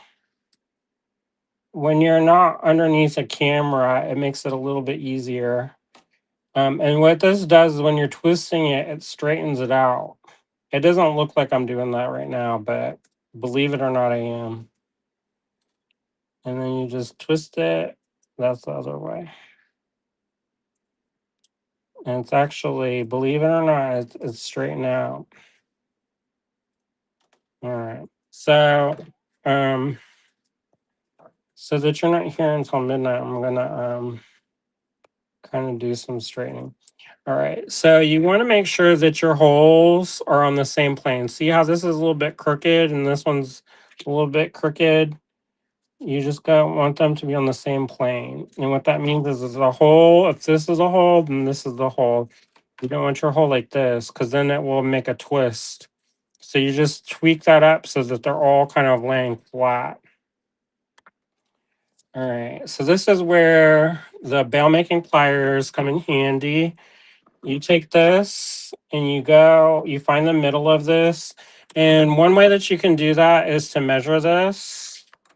So if you measure this and then you can kind of uh, divide this length by 2 and then put a mark and then that's your middle. The other way of doing it, the way that I do it, because I don't know how to use a ruler or do math, is I just lightly bend it until the tips touch. And if they touch, so that they're even, and then spread it out and then use this. Now, if you don't have this bail making pliers, what you can do is you can use anything that has that shape just as long as it's not going to be squishy or dangerous, like a candle may have the shape, but it's not going to have the rigidity that you need. So maybe a dowel rod or something like that. And because I have been hammering on these, it's made it incredibly hard to manipulate. So it depends on the shape you want. But like I've got a U shape going, and I'm going to make it into a teardrop. And then I'm going to bend this up slightly.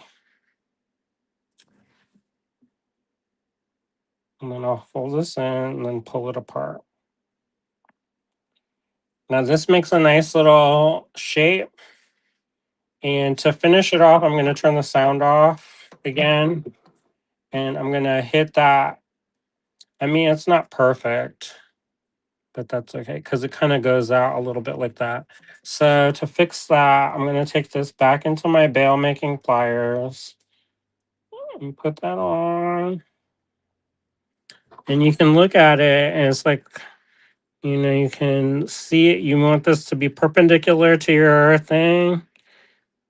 And then you can make adjustments. And if there's like a gap, if you see there's a gap, you kind of push it down. And then you can also kind of, because it's a round shape, you can also walk it down like so. The only thing though is that sometimes you may be adding marks on the back of the wire. All right. And then so I'll just pull this off, applying even pressure so that you get kind of a little bit more of a uniform look. All right, I'm going to turn the sound off.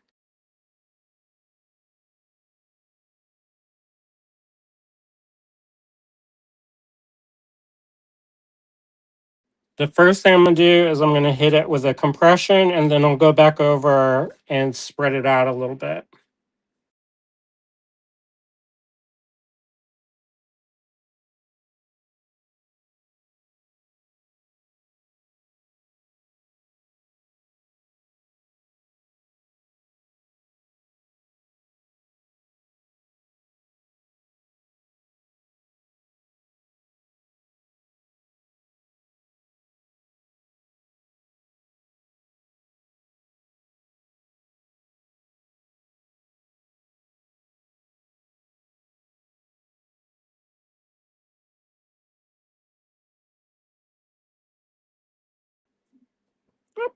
All right. So there you go. This one's a little bit. There you go. All right. So what that does is not only does it add a nice little texture there, but it also work hardens this so that it's more of a sturdy shape and it will hold its shape. And then what you'll do is you'll add chain on either side. And then for our evening, we'll take some, um, say you got a jump ring, and then you add that little muscle on there. You can't see nothing because I done jacked this up. So, and then you just add a bunch of little charms or beads or whatever. One these on there. And then if you have a big enough jump ring, you can slide this down and you take these off and put them on again. So if you have a real small one, you just have to make sure that it'll go over that end. And that one got a little bit twisted. So I'll take my pliers and kind of flatten it a little bit. So that's how you make that kind of that that charm holder. So I don't know if we have any chain or not hanging around.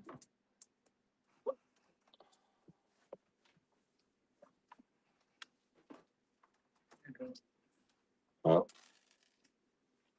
don't ask for this chain because I love this chain.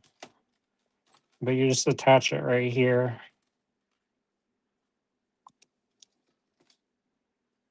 And then the other side, you know. So there you go. That's how you do that. That's my impromptu number 3 tutorial tonight. Did y'all like that? I did mess that side up though. Oops. What'd you do? I was trying to use a viewfinder Um, and it was off. So that's how this side's wonkadoodle. This side's nice. Because I use not the viewfinder for this. And you could spend a lot of time finessing this. Honestly, I would use maybe slightly thicker gauge wire. This is also copper. This is solid copper. This isn't a plated copper. If you use a plated one, the metal will move a little bit more, but you won't be able to work harden it the same. I like to use the copper because it's a little bit more durable. Um, and but it's also copper is much softer than say like if you try to do this in brass. Brass is a harder metal. It's alloyed and it's a little bit more challenging. So if you want to work your way up to that, it doesn't move as easily as copper does, and depending on what the composition of the metal is, sometimes they put they call it silicate bronze, bronze silicate, and they put glass into it as like a flexing agent. But sometimes that can make it brittle. So if you've never seen metal shatter, that's a little treat that you can enjoy if that's something you're interested in. Mesa, thanks for this tutorial. Well, I hope that's useful, and there's a couple different ideas that you can use from it, from hammering to filing to different tools that you can use that are nice to have. Kimberly says, Andrew, will you show us how to soft solder in a future live or video? My children got me a beginner soldering kit for Mother's Day and will love to learn how to use it. Yeah, it's pretty easy. All you do is you heat the so depending on so here's the thing. Now, I don't know what kind of money that your kids spent on you, but If you got like an if it's not if it doesn't get hot enough, it won't work well. So you'll be able to solder some stuff like jump rings and things like that. But but ultimately, if you want to like do like stained glass or do those soldered pendants, you need something that's going to get hot enough. So you may have to invest in a little bit more expensive of a soldering iron. um that's the number one thing. Like I taught a class at Beat and Button one year on how to soft solder watch crystals, and people brought their own, and some of them were like from Michael's, and they just didn't get hot enough. So that's the number one thing that is a problem. It's the kit in press art just released, she said. Well, then it should work then. I mean, I don't know. You have to test it out. The other thing is the to get solder to flow, you need a flux. There's one called Nova Flux, Nova something. And so get your soldering iron really hot, and you pull out the solder. You have your solder kind of situated so it's sticking up, and then you paint your flux onto the metal. That does two things. It helps clean the metal and keep it from oxidizing, and the other thing it will do is it will help the solder to flow. So you get your soldering iron and you put it onto your piece until the metal gets hot. Now here's the tricky thing: is if you have that copper tape, and you try to heat it up, you may burn off your adhesive. So just, you have to kind of do it quickly, because if you don't, sometimes like your heat has to be hot enough that it's going to melt this stuff. But if it's too hot, then it's not going to want to move. So you just kind of have to find that sweet spot. But the key is to get nice and get that flux on. Then you just use your soldering iron to pick up the flux, and then you push it down onto your metal, and that will transfer the soft solder onto your metal, and it will pick up some of the material, but it will also deposit it onto your it'll pick up some of the soft solder and deposit it onto your metal, and then that soft or that flux will help it move. And then you kind of pull it, you kind of use it like a pencil, like this, and you're kind of just brushing that metal all the way around, and then that's how you do that. So that's a $300 class in 5 minutes. Less than 11. No. Marie says, dinner's ready. Have a great weekend. Thank you for the fun show and tutorial. Okay, well, Jennifer says, thank you. Live instructions, so valuable. I hope you all enjoyed. The other thing you can do is if you want to make this into a ring, there you go. Put it like this, maybe not so tall. And then you can put a bead in it. Put a bead in it.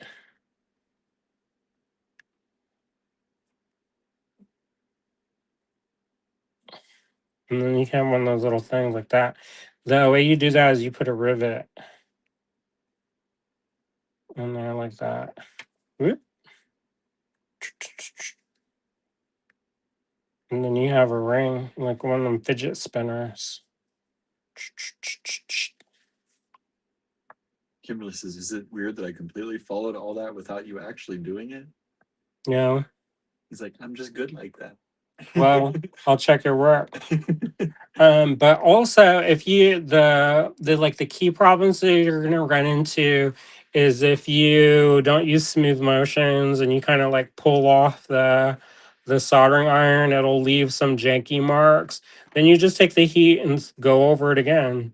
If it doesn't want to flow, you add more flux to it. That'll help move it.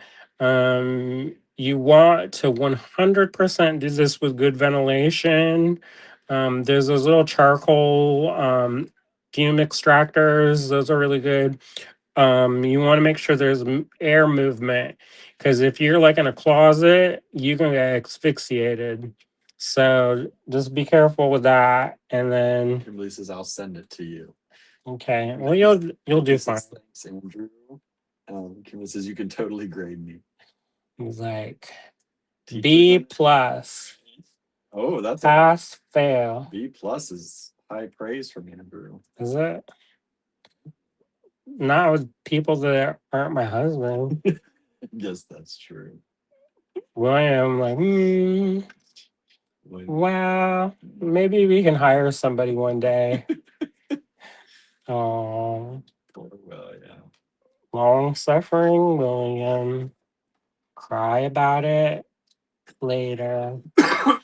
But there you go. So you can also do other stuff. If you are a little bit more skilled, I don't generally show this because it makes it a little bit more challenging to hold on to stuff. But you can also, before you flare out the other side, you can string up beads and have this be decorative. Kimberly says, "LOL, I love you guys." And you can make this like all kinds of bedazzled.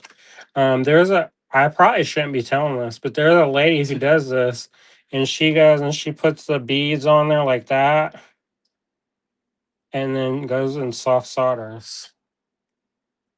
And this is the secret of how she does it. Secret revealed. I know she makes the frame, puts the beads, and then soft solders. And then people are like, how do you do that? And then she's like, oh, it's been years of trial and error and practice. And I was taught by the fairy prince in the desert when I communed with a peyote. And I don't know, she done some ritual and summoned up some dark magic so that she could learn. And really, all you do is take some wire and just thread it across and put some beads on it. There you go. And then soft solder. And then basically cover it all in soft solder. That's the other good thing about copper is that you can soft solder on copper. One thing though is that if you have greasy fingers and then you've been hammering and doing all this, you definitely want to scrub this and make sure that it's all clean. Because if it's super greasy and there's a bunch of oils and stuff on it, the solder is not going to flow. The soft solder. Now when I say solder, it gets real confusing because there's torch solder and there's soft solder. And soft solder is what they use with like stained glass. There are people who are in jewelry groups and they talk so much crap about soft solder. And they're like, oh my gosh, did you see that? That's soft solder. Oh, that's not as strong as a torch solder. Yeah, it's not as strong, but can you peel it apart with your fingers? No. So, oh well. And are you also gonna like solder, like lump solder and decorate things? And You it's a and differently done. theoretically you can. I know, but you're not gonna In do it. practicality, it's not optimal. And it doesn't look, I mean, you don't get the same look. So anyways, there you go. He says, "Oh Oh, my goodness, that is hilarious." which part? I think when you were talking about peyote Oh, about how they do this, the summit, ritual. yeah. Oh, there is a piece of metal, and I was like, do we have a basement? No, there's no basement. Because look, you see that little piece? Shining like a light. Uh-huh. There's a piece of like a flared head pin. It's like, is there a trap door around here we've I never known know. about? And I was like, and is somebody down there? Because there's a light on. And it's reflecting the light up, and so it looks like there's like a basement, and that we're looking into the trap door. I'm like, oh, Danger, danger. danger, here, danger. That's not gonna do nothing. Somebody be start laughing if I come after them with that. And they'd be like, "What you gonna do? Rivet me to death? Hold still." I mean, if you get hit in the teeth with this, You got hit in the temple with that, that would do some damage. mm, you have to like be wanting to get hit. You just start swinging that around and hit someone right in the side of the soft spot of your temple. That's gonna hurt. You take an eye out with that. Well, that's when you put your hand up. You don't block with your face. No, you gotta catch them off guard. Well, there you go. I got some other hammers in the other room that will definitely make this one cry. Like if you try, this is snap in half, by the way. This is designed to flex. It's supposed to bounce. But this is a cheapy deepy one, so I wouldn't try bouncing too hard. But that chasing hammers are designed to flex because you're supposed to hold it like this. But this one we're not using it for that. So but the one is basically you're basically catching it over and over. There you go. So that's how you do that. Use a hammer. Camilla says, yes, I find soldering still to be intimidating. It looks easy, but once I start doing it, yeah, I need practice. Do you have flux? Because that's a big thing. Sometimes you can get it to flow without the flux. It's just the flux makes it easier. Um, so and the heat. If it doesn't get hot enough, that's the other thing. Because a lot of times people try to do it and they don't get the metal hot enough so that it doesn't melt the soft solder. And you know to use silver bearing lead free solder, correct? Because if you use old timey solder, you're going to get brain damage. Because it's got how you call lead in it. And somebody's like, well, why don't they just outlaw and never make that again? And really, they have it is for restoration purposes. And also, the lead is really soft and like malleable, so you can use it to make basically like a tracery, like a structure with it that you can do, and it'll bend around stuff a little bit easier. But it's basically tin with a little bit of silver and copper in it. So that makes the solder. But yeah, hopefully that helps. And now that I'm over here looking at some of the stuff on here, I'm like, maybe I should soft solder that. Get them donuts out. Wouldn't that be pretty? Put a little soft solder on that. That pineapple quartz. Got some in there. Flashing blue in my eyes. See it? It's like a cloud at night. And then that way you can put a bead in it. I mean, that's the nice thing. Like that house that I made, it's all constructed with soft solder. And that's a little tank. You have to try to mess it up to ruin it. Jennifer says, that's a really pretty donut. Did William have this one up? No, I didn't sell that one. It was for sale or not for It sale? was not for sale yet. I was going to, and then I ran out of enough. Like I got to the end. Well, maybe I'll keep it. Did you read? Jen says, yes, I find soldering still to be intimidating. It looks easy, but once I start doing it, yeah, I need practice. You'll get it. And that's like anything. Like a lot of times people think that the first thing that you're going to make, you're going to just like whoop it out. Maybe if you're William. So annoying. But if you're somebody like me, it's like maybe your 10th time you'll get it. I think even the teacher was surprised when my echinacea pod came out Oh yeah. from the casting. She was like, that came out. That I don't know if I told this story or not, but we went down to I was at Penland and Anna Johnson is one of the residents there. And she has a studio. It's like this little community of studio buildings.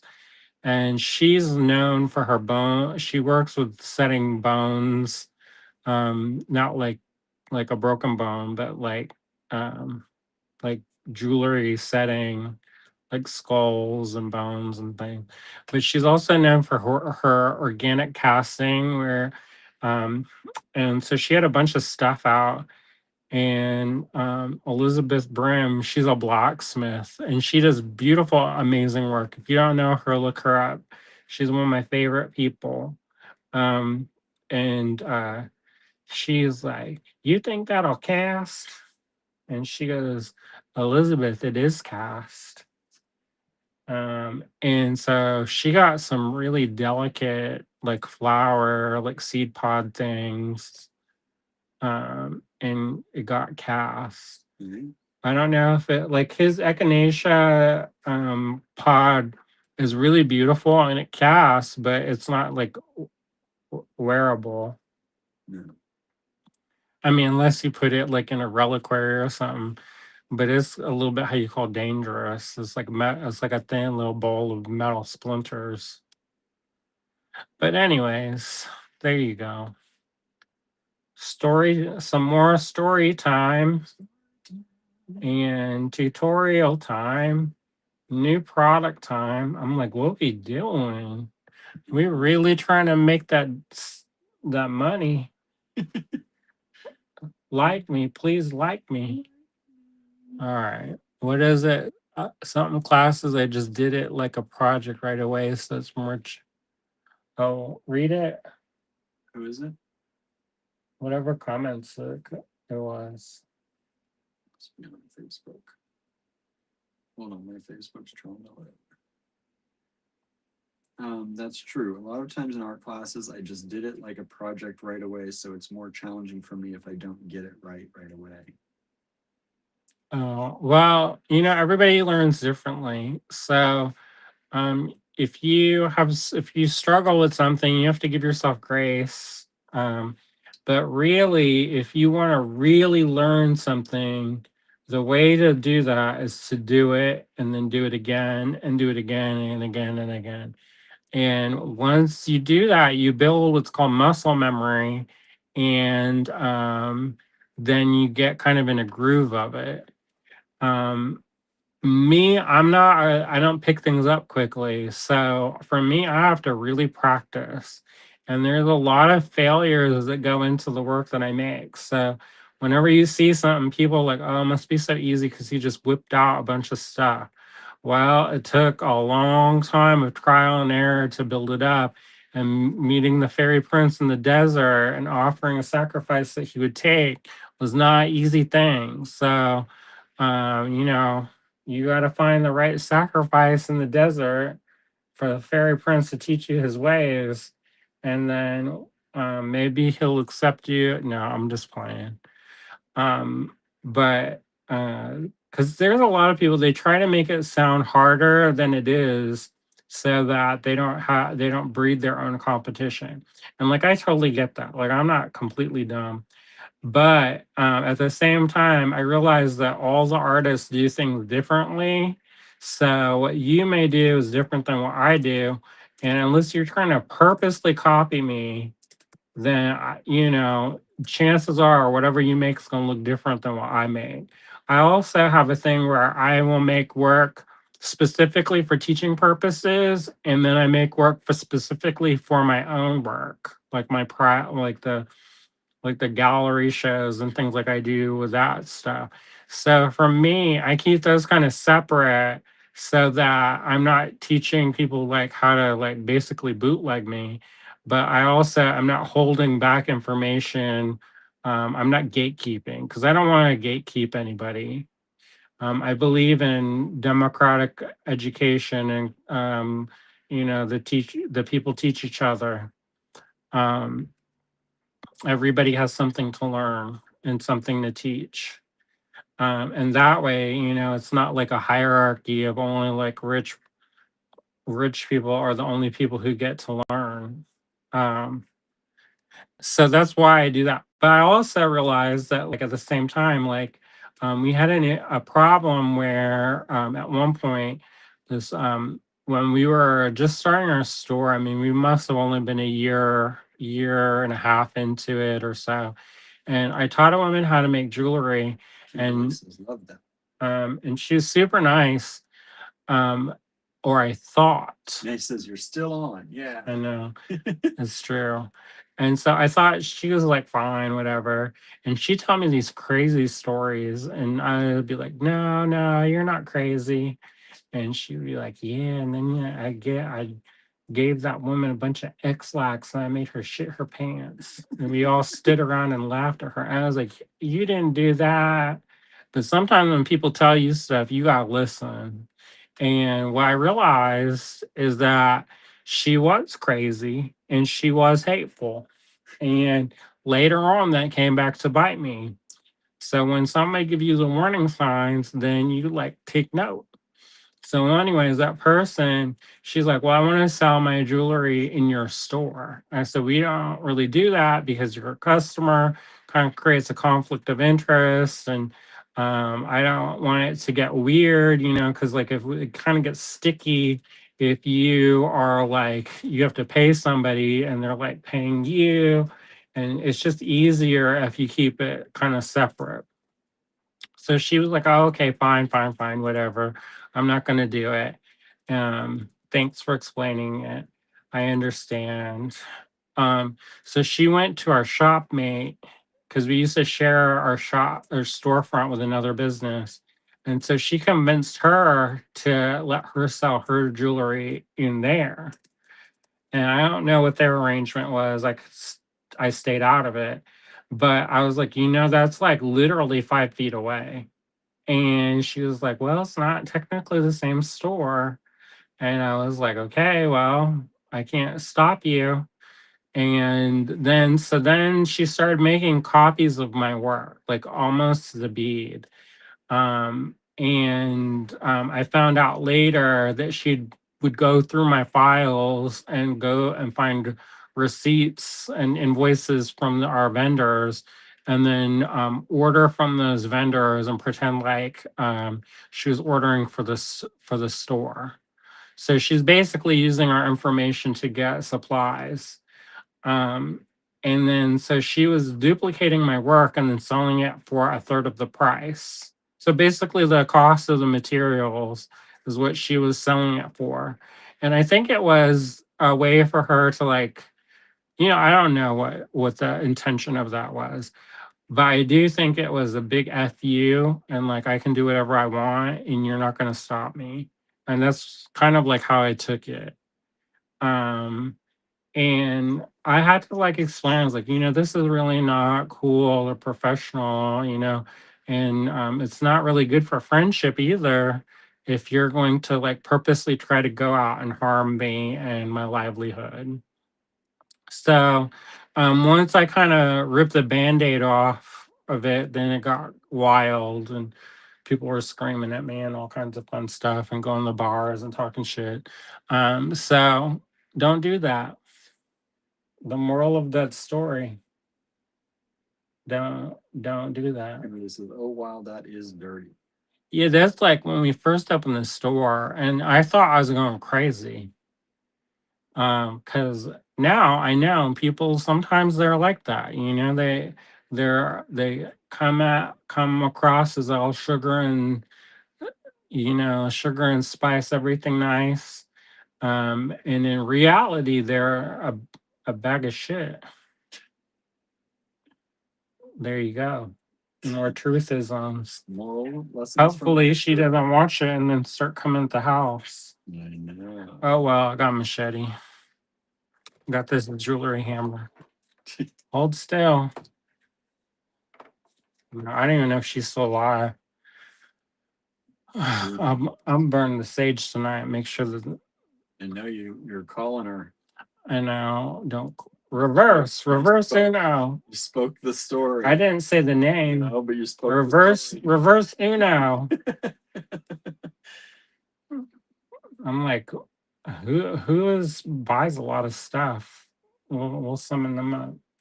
But anyways, so that I think like uh we've been in business for 14 years, and I've been involved in the bead roll longer than that, about 20 something. you know, 20 something years at this point, 22, 23. I don't accept any chocolate chip cookies from her, so maybe. Nope, not at all. There's, listen, I'm not going to say anything because this is public and there's a record of it. But if you want to hear some crazy stories about that person, I found out some stuff, and it's like the stuff of nightmares. And that's just one person, you know. But anyways, y'all don't need to do that, and I don't need her to come and try to murder me. And you gotta do your duo soon. I know, I gotta do my duo. So here you go. I've been fiddling around with this. That's how you do that. You could make some fun things like that, maybe. Maybe juice it up, and then you can put some charms off the end of this, or put a little texture on that. Make yourself a little wheelbarrow. Anyways, I'll make you turn it off because I don't know how. All right, everybody. Thank you so much for hanging out. Yeah, hopefully you like the Nunn designs that we got. Yep. Hopefully Becky didn't watch and was like, what the hell is this? I know. Where did this go? This one. All right, y'all. Thank you so much. And remember, we have an event for D-Stash on Sunday night. The items available in the D-Stash right now, if you missed this week's, are still available until tomorrow night at midnight Eastern time. So go check it out if you haven't already. And then we'll have a new one on Sunday. And then we'll be back on the live 7:30 p.m. Eastern time on Monday with something else. Have a great weekend.